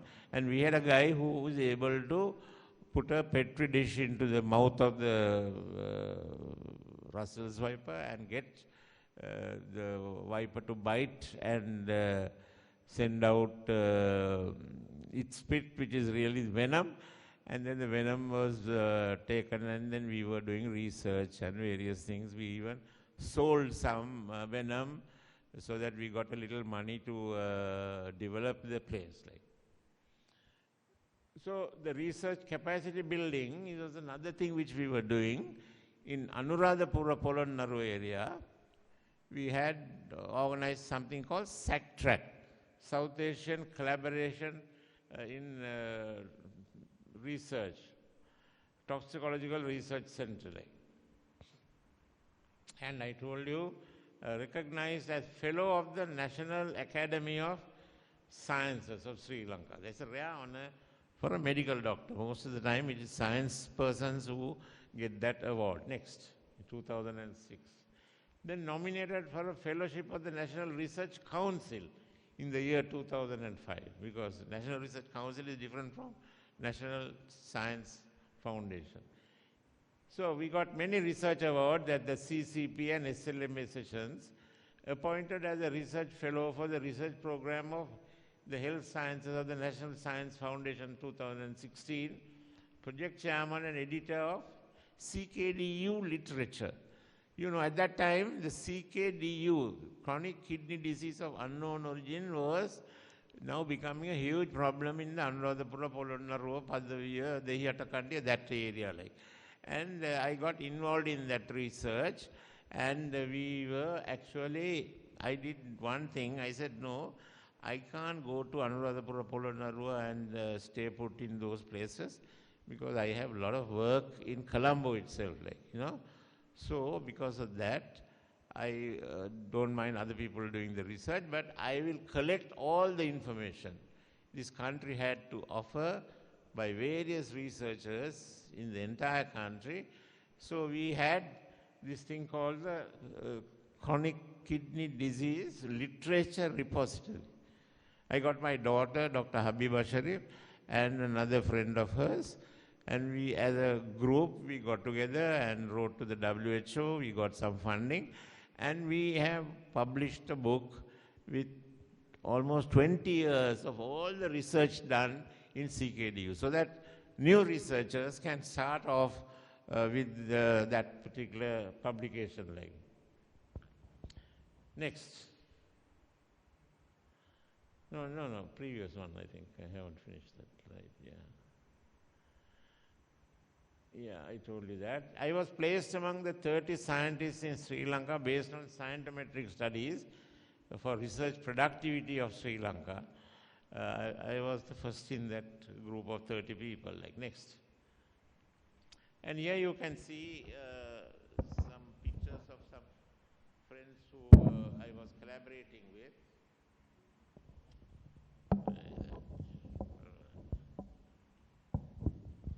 That is Sirimali Fernando, who was head of National Science Foundation. This is Abhay Kaur. This is Dr. Aryaratnam, who was a colleague of mine in the department, and she was very much interested in snakebite research. That is Professor David Worrell, a professor of medicine at this place, Oxford University, and so on. So these people are from Australia. Andrew Dawson, Professor Neil, and this is Professor Michael Edelston from Edinburgh, and they were working with us in the various types of research on these topics, kidney dialysis and transplantation. Oxcol project is the snakebite project. Oleander poisoning is the Kaneru poisoning I talked about, and so on. So we actually made anti-Kaneru antidote. That was called Kaneru TAB, an organization called TAB, Therapeutics Antibodies Limited, in England. We sent to them Kaneru, and this Kaneru was extracted from these plants and injected to sheep, and then after a period of time the sheep was exsanguinated, and then it was cleaned up, and we made it was called Kaneru TAB. And similarly we did a thing called Polongo TAB also. The TAB organization was able to do these things. So originally we were wanting to do all the snakes in the country. That is, there were cobra and so on. So we can do Polonga TAB, we can do Kaneru TAB, we can do anything. The TAB part of it can be added on, and we can do antibody against it. But there was no money to do research. And Mr. Nimal Siripalli Silva just said that we will stop with this. Otherwise, we would have made a research drug with all the 5 poisonous snakes in Sri Lanka. We would have had one drug to give, but these are also expensive.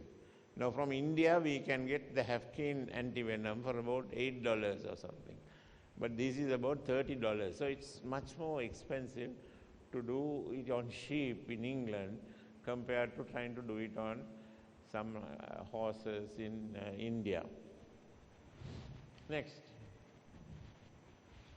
So this is the snakebite research, the team who were working with me, Senaka Rajapaksa and Michael Edelston, and that is, you can see Professor David Worrell in 1960s, how young he looked. Yes, next. And of course my other researchers, you would have recognized some of them. This is Devaka Fernando, Dr. Katulanda, and diabetic research, Kamani Vanigasuriya, CKD research, Sita Nanayakara, Chandrika Vijayaratna. So they, all of them used my sort of interest, Dr. Tara Dimmel.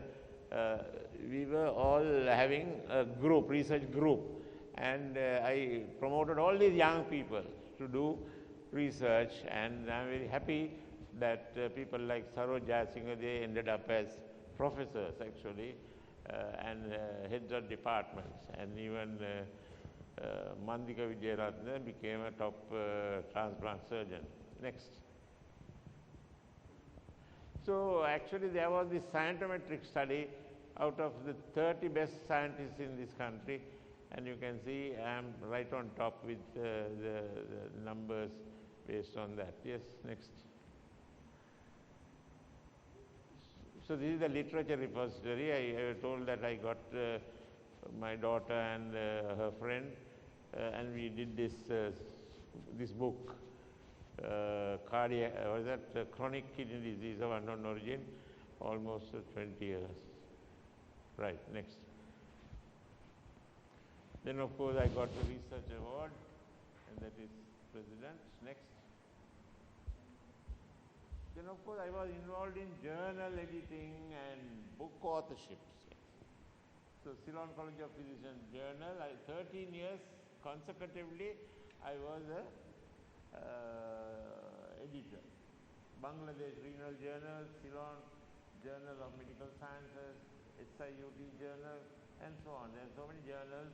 Particularly, I was quite active in the regional area, that is Pakistan, India, Bangladesh, and so on. And I was involved in their journal because I think we had a little more sort of information in this country compared to Bangladesh and so on at that time. So now today Bangladesh and only far ahead of Sri Lanka because we have fallen back because we do not have money to do these things. Like next. Then of course for 24-hour clinical services for 41 years we have given National Hospital and the Maligavat Hospital. That's the one got developed by me, like, you know. Dr. Sharif Dean and I were the ones who were sitting and helping the Ministry of Health to set up the Maligavat Hospital.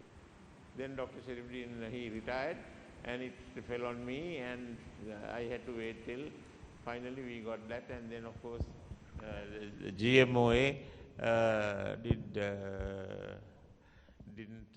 was not very happy that the university had been given this, and it was closed for about 2 years. But thanks to Mr. Mahinda Rajapaksa, and he told the GMOA to go, and finally we managed to get a ward, one ward for the medicine department, one ward for the surgery department, and one ward for the Ministry of Health. And he distributed the thing, and we were able to, even today, we are able to do those things. Next. Yeah.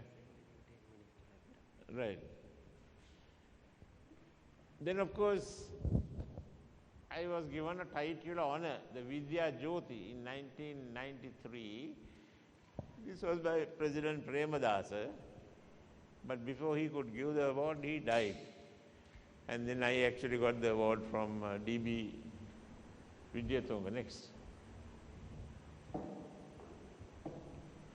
Then I was president of various bodies, College of Physicians, SLMA, Sri Lanka Hypertension Society, Health Informatics Society of Sri Lanka, Sri Lanka Association of Nephrology and Transplantation. These are SARC associations. So basically, I had gone beyond Sri Lanka and then gone on to a SARC region, and I was the president of that also.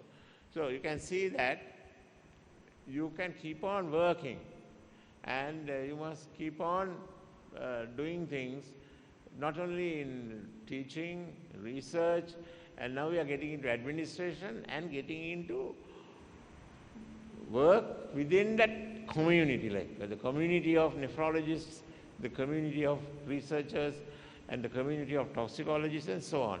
So I had a very active life, in the sense I would go for conferences, for various toxicology or renal conferences, and learn things, and also I would be in their committees and doing things. So that is really what we want all of you all to do, and become, great people in your own areas of work. Like next. South Asian Center for Toxicological Research, I told you. Then, of course, COMSA. We started the COMSA in 2019. I think Dr. Katulanda is the chairperson now.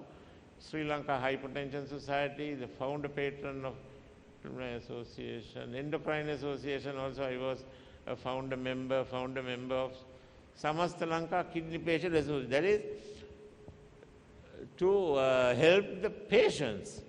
So you also get involved in patient association to make sure that they are getting their drugs, because the cost of anti-rejection drugs are expensive. So we want to talk to the minister and people and get this for the patients.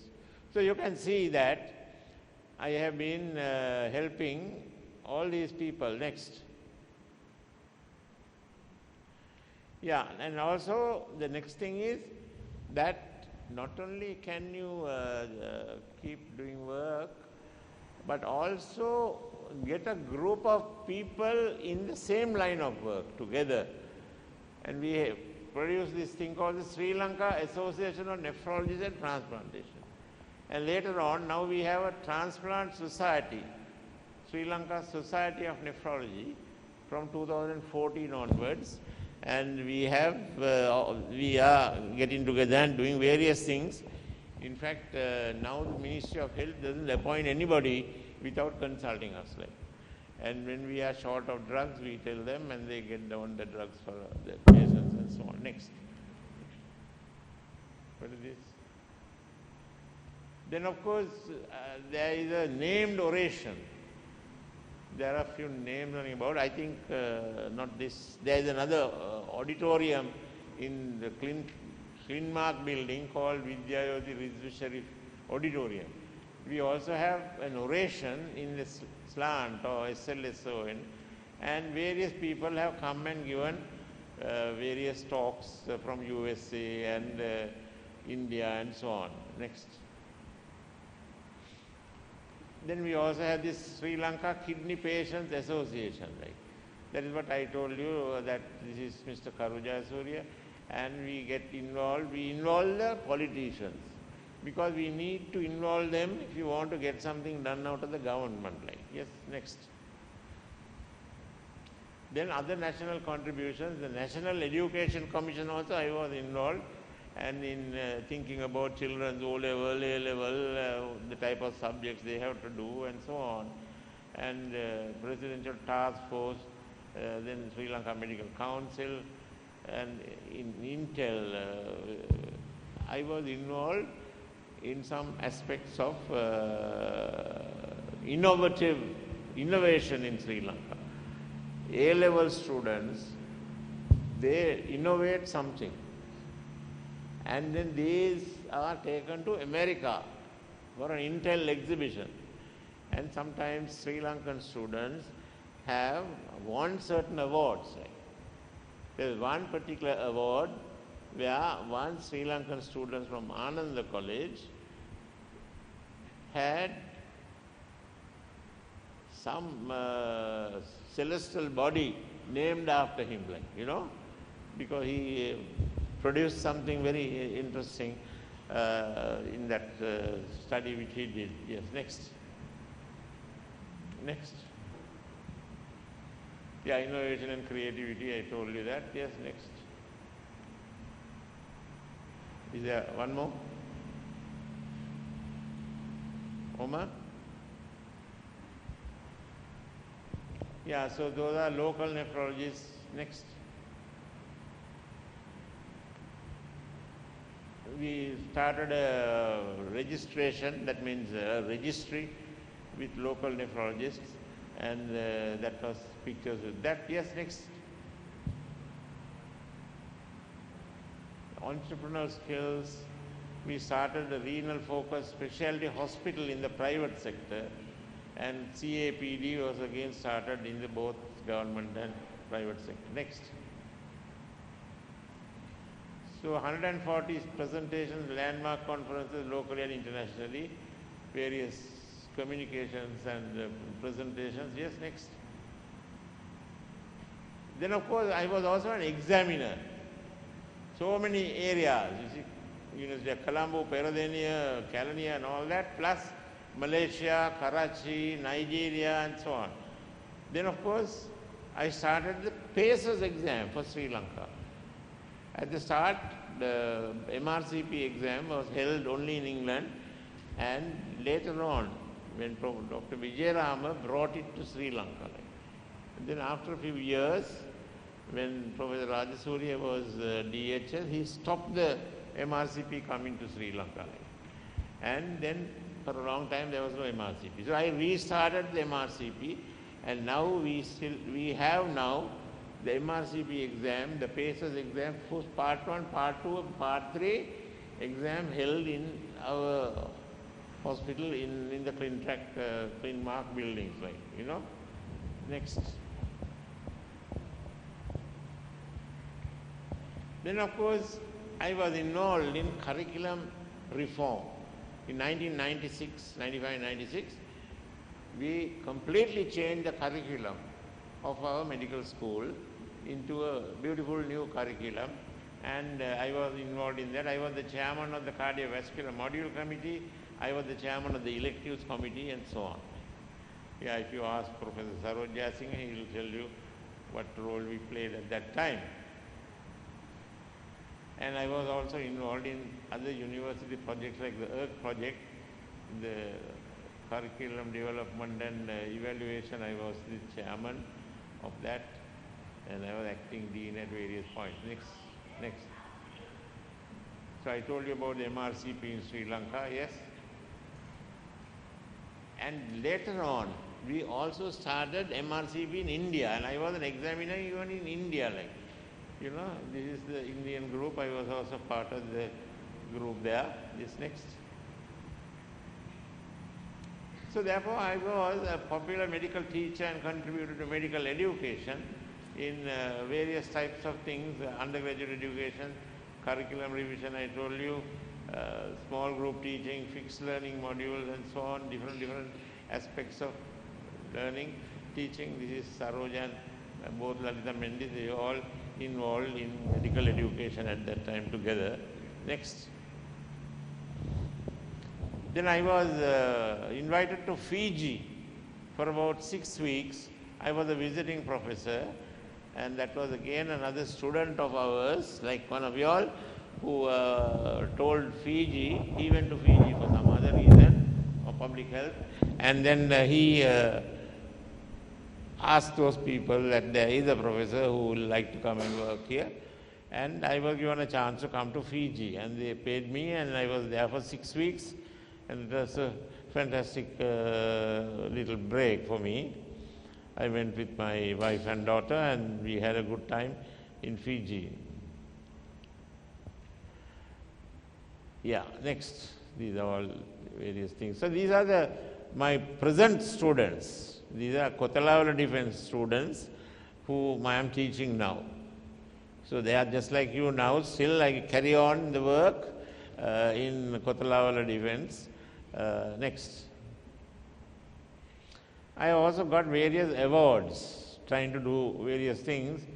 His Excellency R. Premadasa, he is the one who gave the Vidya Jyoti, then most outstanding Citizens Award in Medicine, that was a Lions Club Award, then Presidential Research Awards, I told you, University of Colombo Award, nominated for a fellowship for the National Research Council Award, then SLMA, the G.R. Handy Award, CCP, Henry Rajaratnam Award, then the Rajasuriya Award, Abdul Kalam Award, and so on. Okay, next. These things just, they come because you are not working for it, you know. If you are doing some good work, then some people recognize you and they will call you for things. Then orations.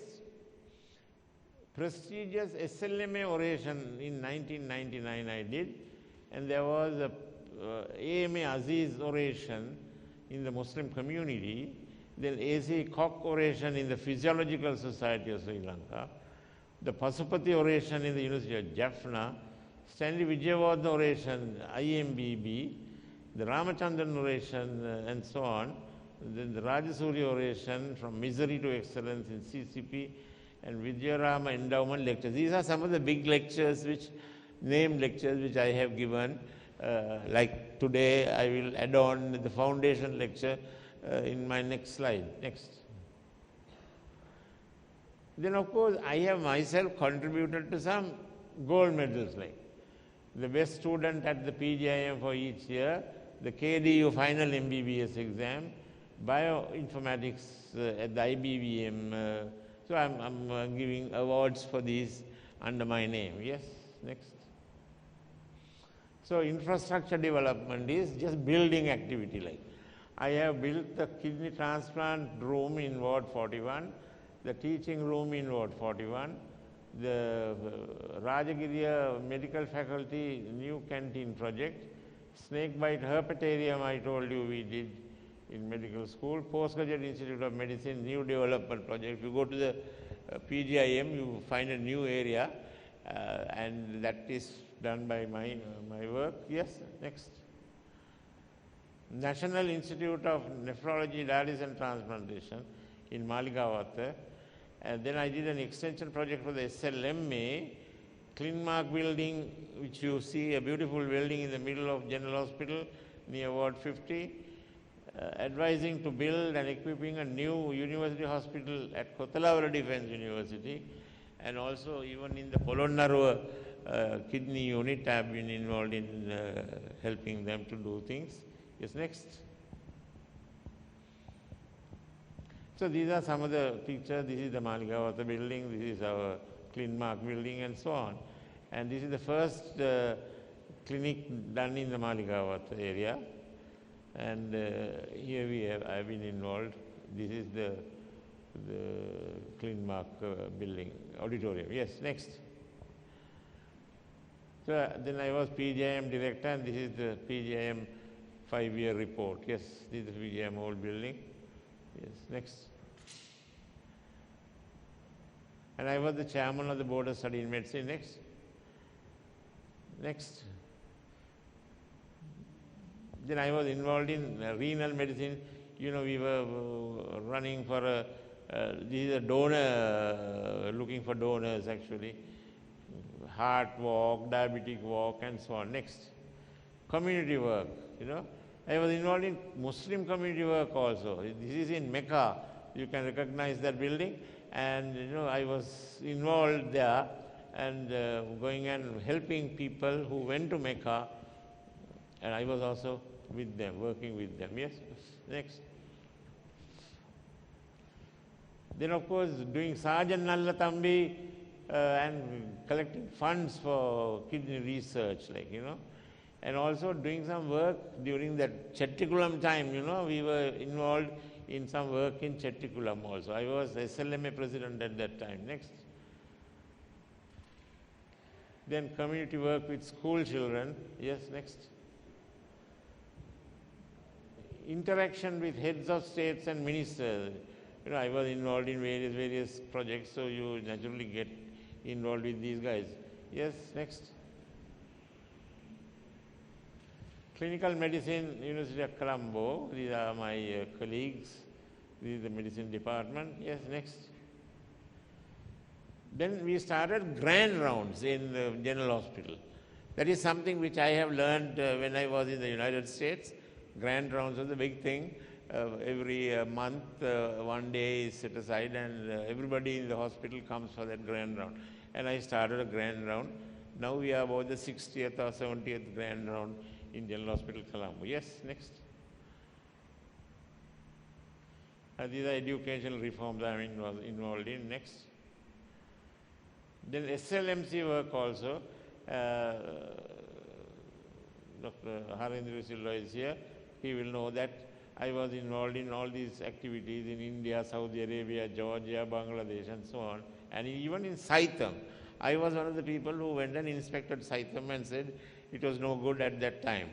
And then later on they got better, and now they are part of KDU. Like, yes, next. Then I have been to other countries on fellowships. 1 month, 2 months, like that. Yes, next. Here you can see Denis Aloysius, Leela Karunaratna. We were given a fellowship in India for doing family medicine for India. Yes, next. So then there were foreign assignments. I have been invited to Maldives for a Shigella epidemic to treat them. I said I went to Fiji and so on. Yes, next. Nigeria. And this is the Transplant Olympics. You can see this is Sydney. That's Sydney, and there were Transplant Olympics, which we took a group of people and they took part in the Olympic Games for transplant patients. Yes, next. I was also there. Then, of course, international collaborations, going and doing various things. Sri Lanka was represented as Sri Lanka. So next one. One more. These are my international friends, like, India, Professor, this chap is ISN president, George Abraham is Indian president, this one is a transplant man, Sunil Shroff, this is the Bangladesh person, this is Gavin Becker, and so on. So various people all over the world, you make contacts over these years, 41 years of friends, and they are very useful people, when it comes to various things. This ISN, International Society, this is Asia Pacific Society of Nephrology. Next. So this is another group where we have something called Friends of the Kidney Unit, Yes, next. Then we have something called the World Kidney Day. Once a year there is a World Kidney Day. Yes, next. And we also take part. And then, of course, whilst doing that, we also enjoy ourselves. This is actually in Switzerland, and I had gone on top of the Alps, you can see next. Then, of course, we started renal transplants. I told you about that. Yes, next. Yeah, this is Professor Sharifdeen and Jerry Jayasekara and Mr. Vijay Ransi. We started the kidney transplant, the first transplant operation. These pictures of that. Yes. The first kidney transplant operation. This is the article we wrote about that. Yes. Next.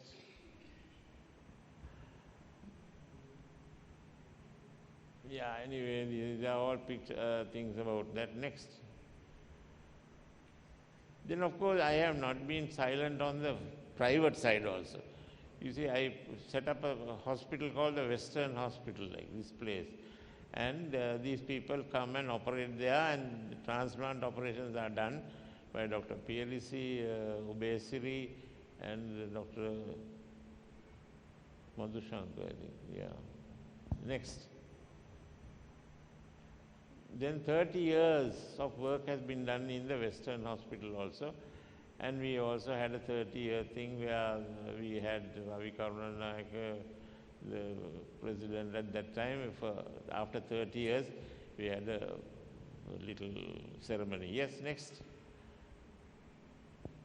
So this is what I am doing at KDU at the moment. Yes, next.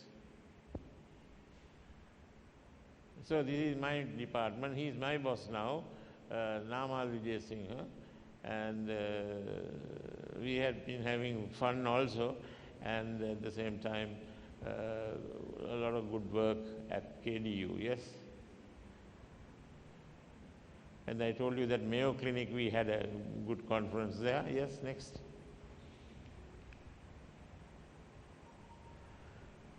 So what is the direction of medicine in the future? That is preventive medicine, predictive medicine, personalized medicine, precision medicine, and so on. These are terms which give an idea of the type of medicine which we are trying to do. Big data and data mining. And today, IT has become a very important tool in medicine, So in addition to looking after patients and using palpation, percussion, auscultation, and so on, I think IT is a very important friend for every doctor now. Yes, next.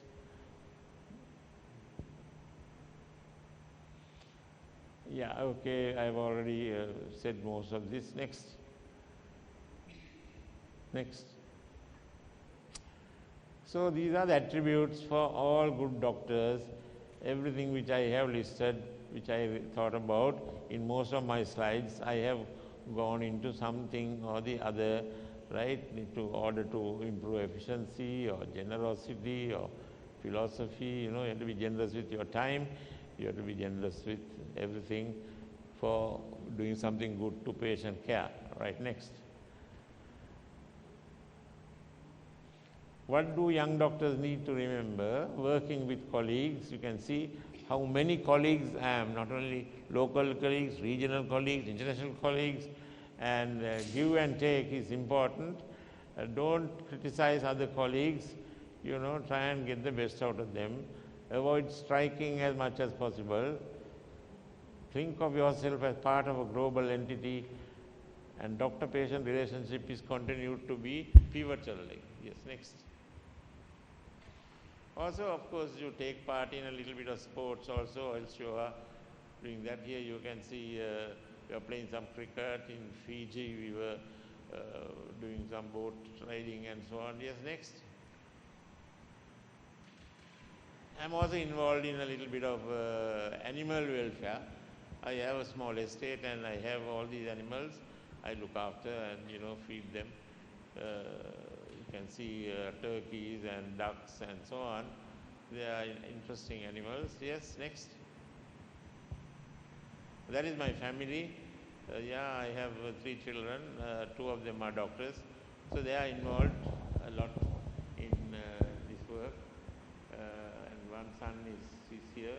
He is head of the private hospital I have. Yes, next. So I have so many people to thank. Actually, I will not be able to complete this lecture if I go to thank each one of them.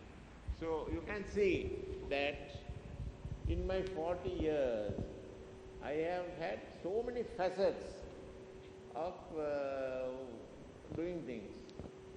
It's not every one of you who can do things. Some people might be only research. They do so much in research, much more than what I have done.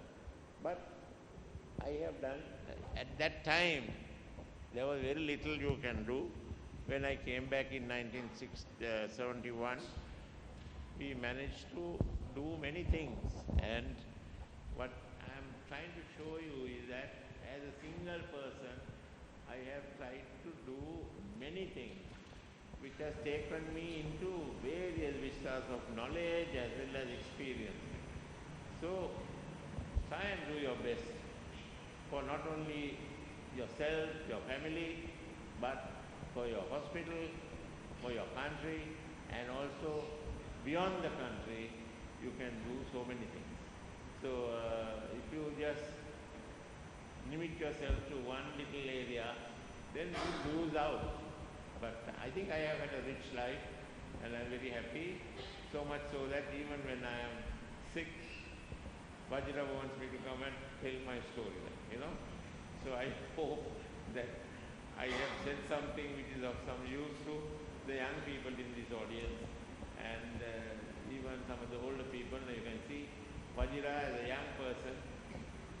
I remember him as a medical student, and that we worked together in the industry also. And today he is head of SLMA, head of SLMC, and also he was head of the Commonwealth Medical Association. So you can see how much he has progressed in this short life, and he must be having another 20 years left, and I'm sure he will do very much more than what I have done, and we wish you all the best. Thank you very much, and I hope this building goes from strength to strength. Thank you. Thank you, sir. A token in honor of delivering the Founders' Day lecture will now be presented to Professor Rizvi Sharif by the Dean of Faculty of Medicine, Professor Vajra Disanayake.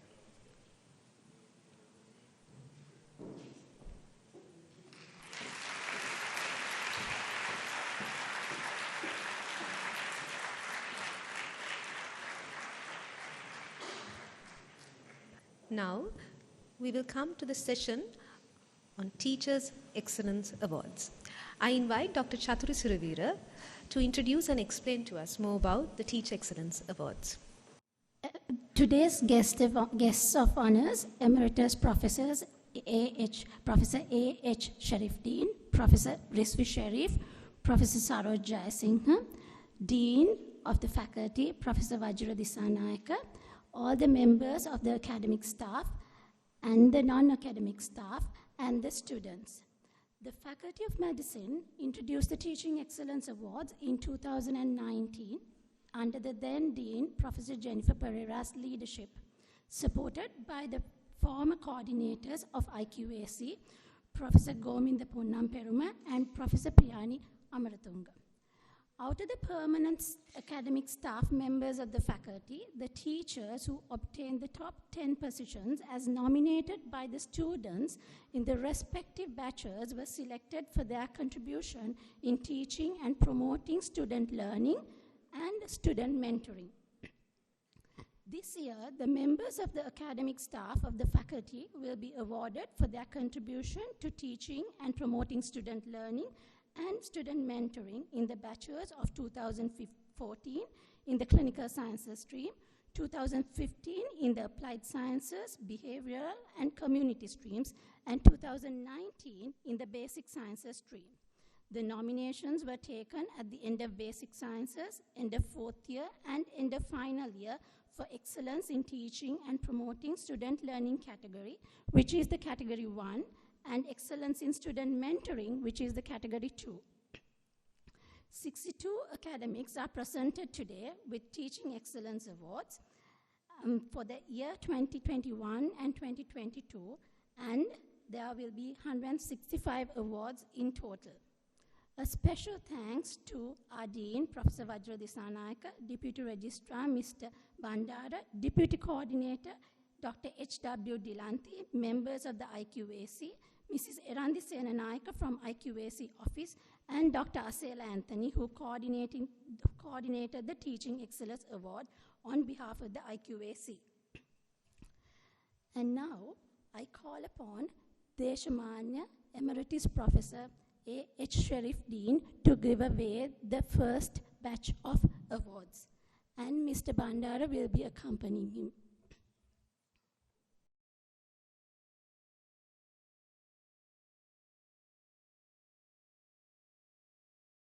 Sir Ajit Mallasekara for teaching and promoting student learning as well as student mentoring.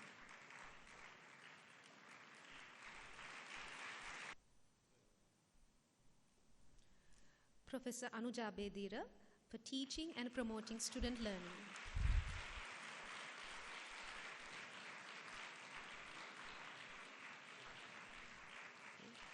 Dr. Asela Mendes for teaching and promoting student learning.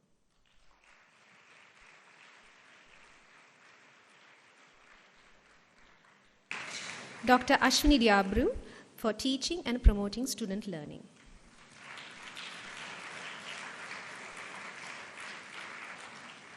Professor Atula Kaluarachi for student mentoring.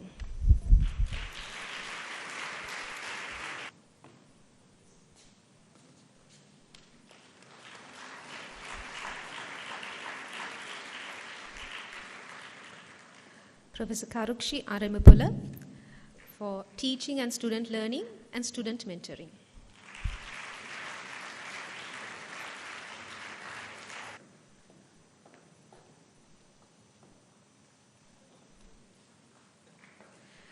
Dr. Chamila Dalpadatu for student mentoring.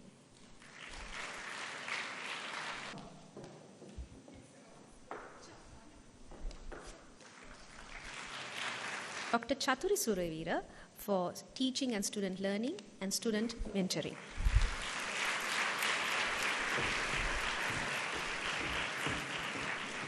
Professor D.J. Anthony for teaching and promoting student learning and student mentoring.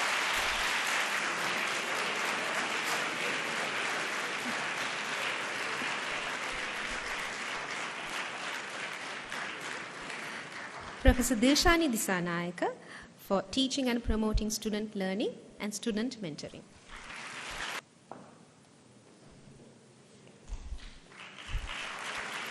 Dr. Dineshani Hettiarachchi for teaching and promoting student learning.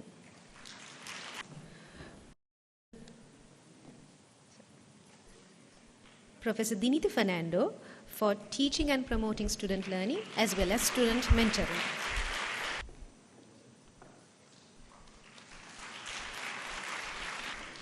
Dr. Dulani Samanarayaka for teaching and promoting student learning.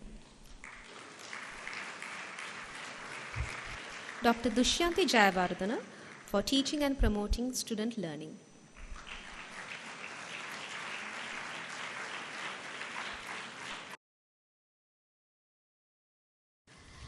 Thank you very much, sir. And now I call upon Professor Saroj Jayasinghe to give away the rest of the awards.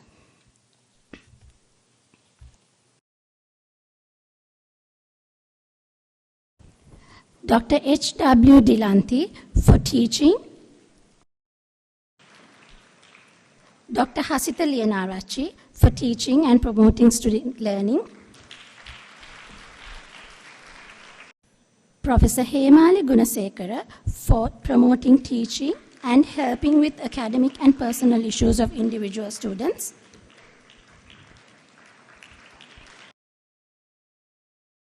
Professor Indika Karunatilaka for teaching and promoting student learning and student mentoring.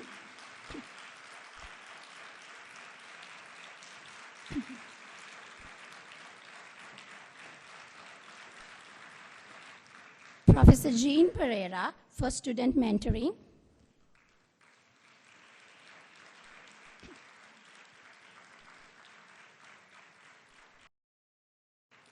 Professor Jitangi Vanigasinghe for teaching.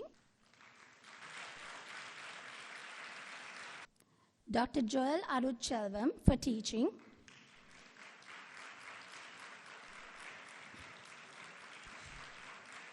Professor Kanta Lankatilaka for teaching.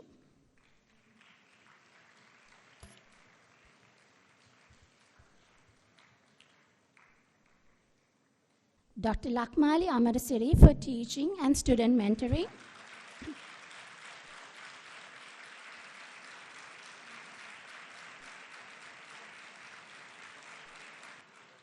Professor Lalindra Gunaratna for teaching.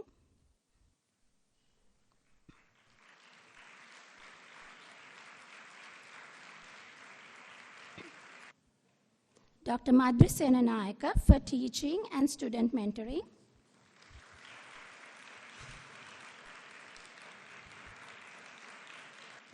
Professor Madhubhashini Daya Bandara for student mentoring.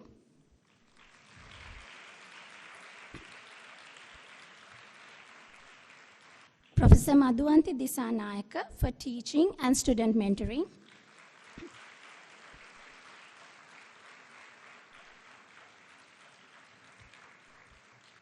Dr. Madhukadi Lanarol Dias for teaching.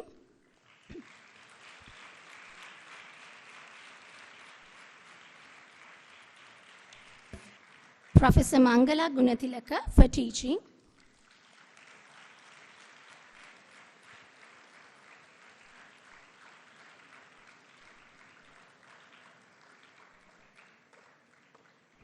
Professor Manuj Veerasinghe for teaching.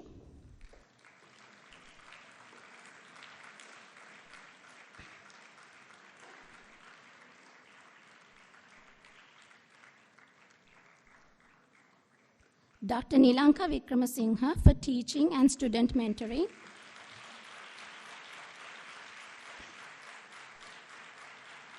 Dr. Nishani Lucas for teaching.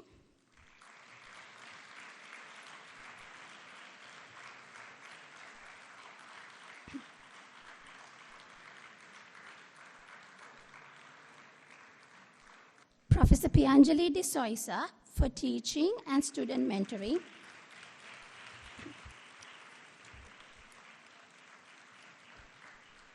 Professor Piyusha Attapattu for teaching and student mentoring.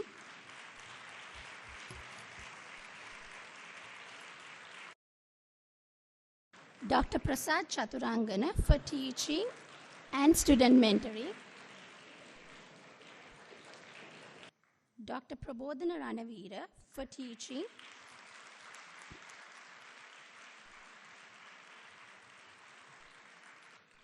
Professor Pujita Vikramasinghe for teaching and student mentoring.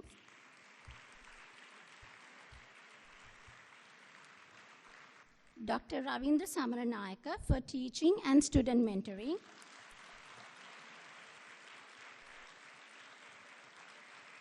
Dr. Samira Gunawardana for teaching and student mentoring.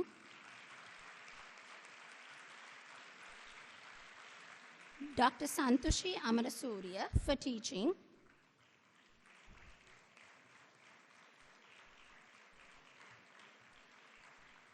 Professor Saroj Jayasinghe for teaching.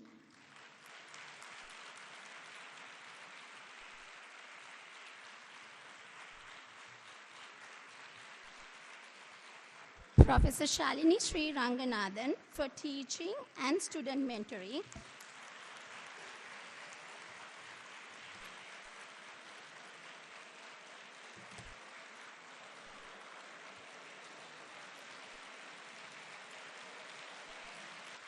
Dr. Srinika Valiyange for teaching.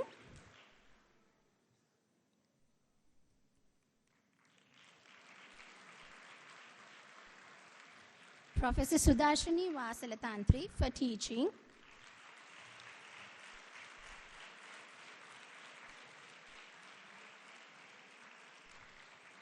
Professor Tershi Chang for teaching and student mentoring.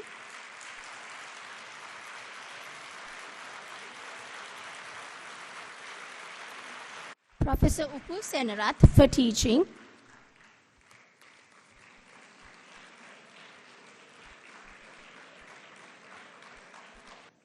Professor Vajra Disanayaka for student mentoring.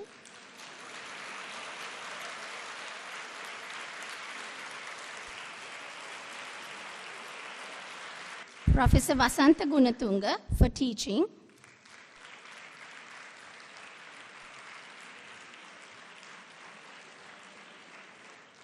Dr. Yamuna Rajapaksa for teaching.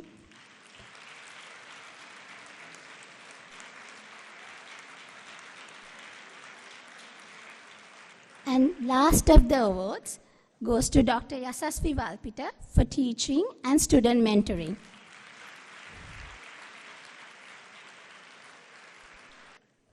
Now, the Dean, Professor Vajra Disanayaka, will hand over the tokens of appreciation to our guests of honor.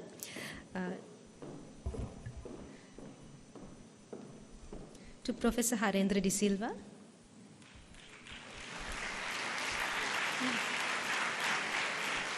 Deshamani Emeritus Professor A.H. Sharif Dean,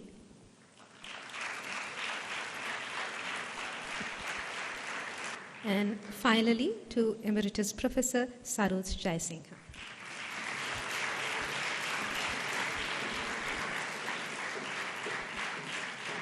Thank you. The third and final entertainment for today will be from the melodious strains of the three violinists, Rasindu, Mihidini, and Dilina. They will be playing the theme songs of various famous movies, and they hope that the members of the audience can guess all of them, and the winners will get prizes.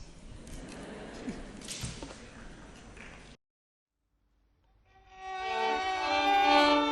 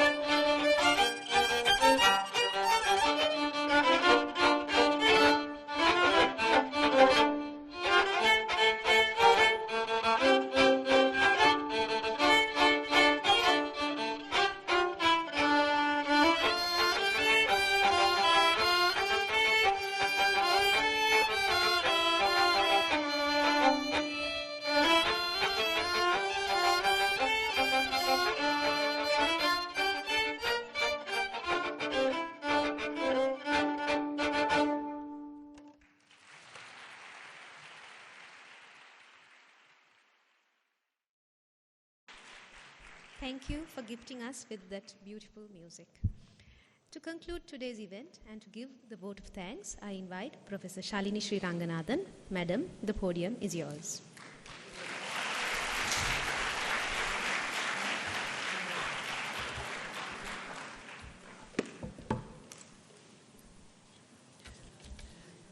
Senior Professor Vajra Desanayake, the Dean Faculty of Medicine, guests of honors, Professor Rizvi Sharif, Professor Sharif Dean, Professor Saroj Jayasinghe, and Professor Harindra D. Silva, the award winners, both students and academic staff, deputy and assistant registrars, fellow academics, non-academic staff, and my dear students, ladies and gentlemen, very, very good afternoon to you. It is my privilege to propose the vote of thanks on this occasion. This is the second awarding ceremony of the Dean's List as well as the teaching excellence in this our faculty. Even though Professor Karunaratne has left, it is my duty to propose the vote of thanks to him as well.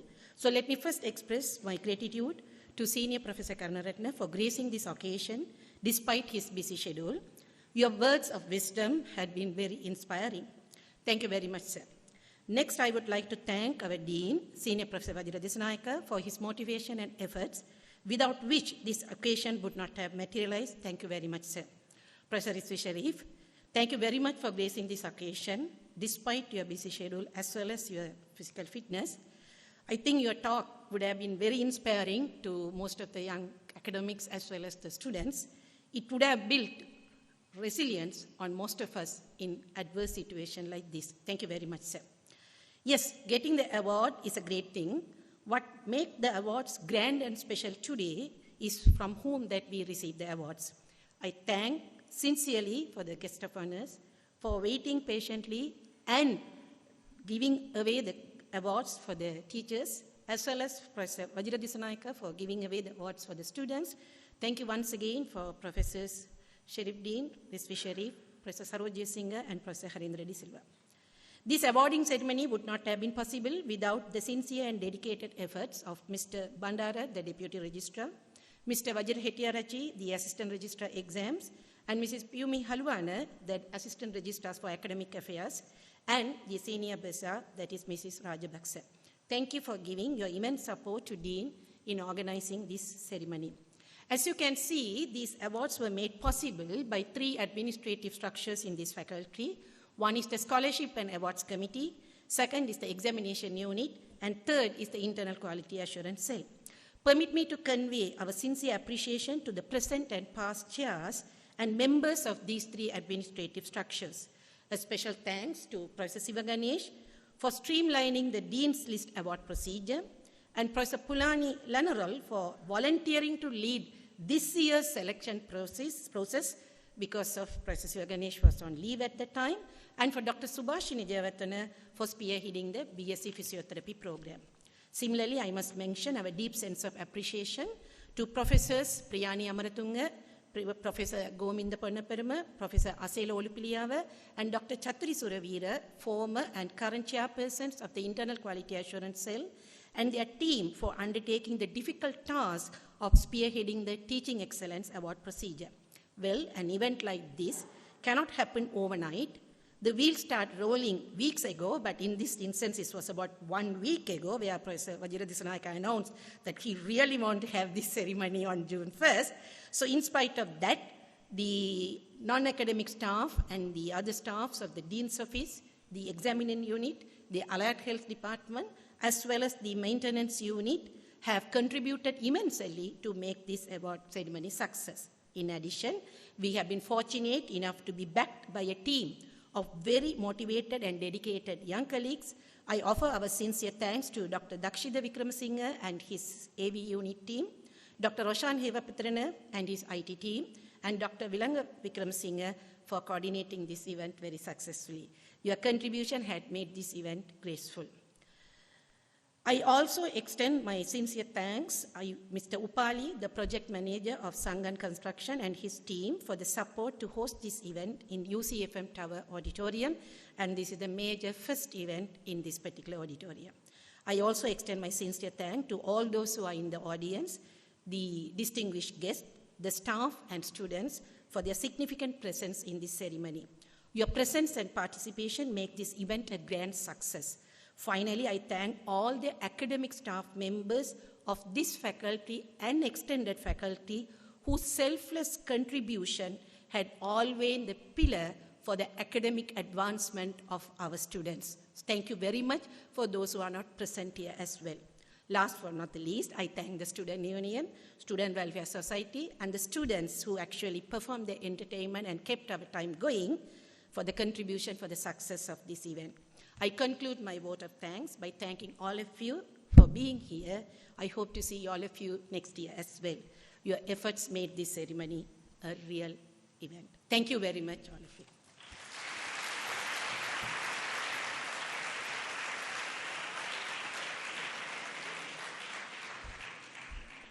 Thank you, Madam. Let's honor our alma mater, Faculty of Medicine, University of Colombo, by rising and singing the faculty song.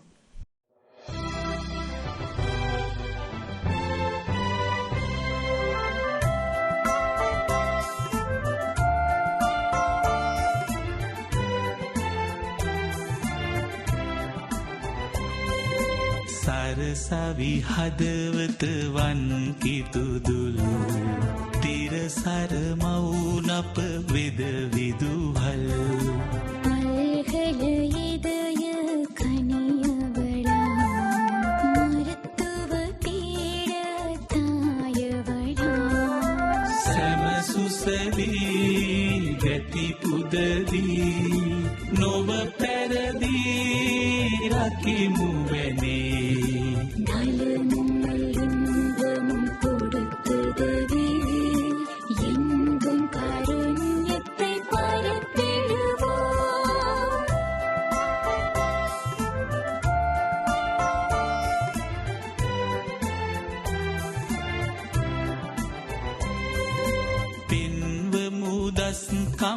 නන් පසේ සින්දමුරෝ පියමන්තුසේ නංවමු යහදම් ලෝකුසේ බන්දමු කිත්දද ලක් දෙසේ පල්හල ඉදය කනියවලා මරතුව පීඩතායවලා සරසවි හදවත වන් කිතුදුලු තිරසර මවුනප වෙද විදුහල් திறமைகளாற்றகள் படைத்தவளின் பதம் தொழுதே புகழ் காத்திடுவோம் සුවය සැපත හැම සත වෙත සාදා සදමු පවෙත මෙත අත අත වීදා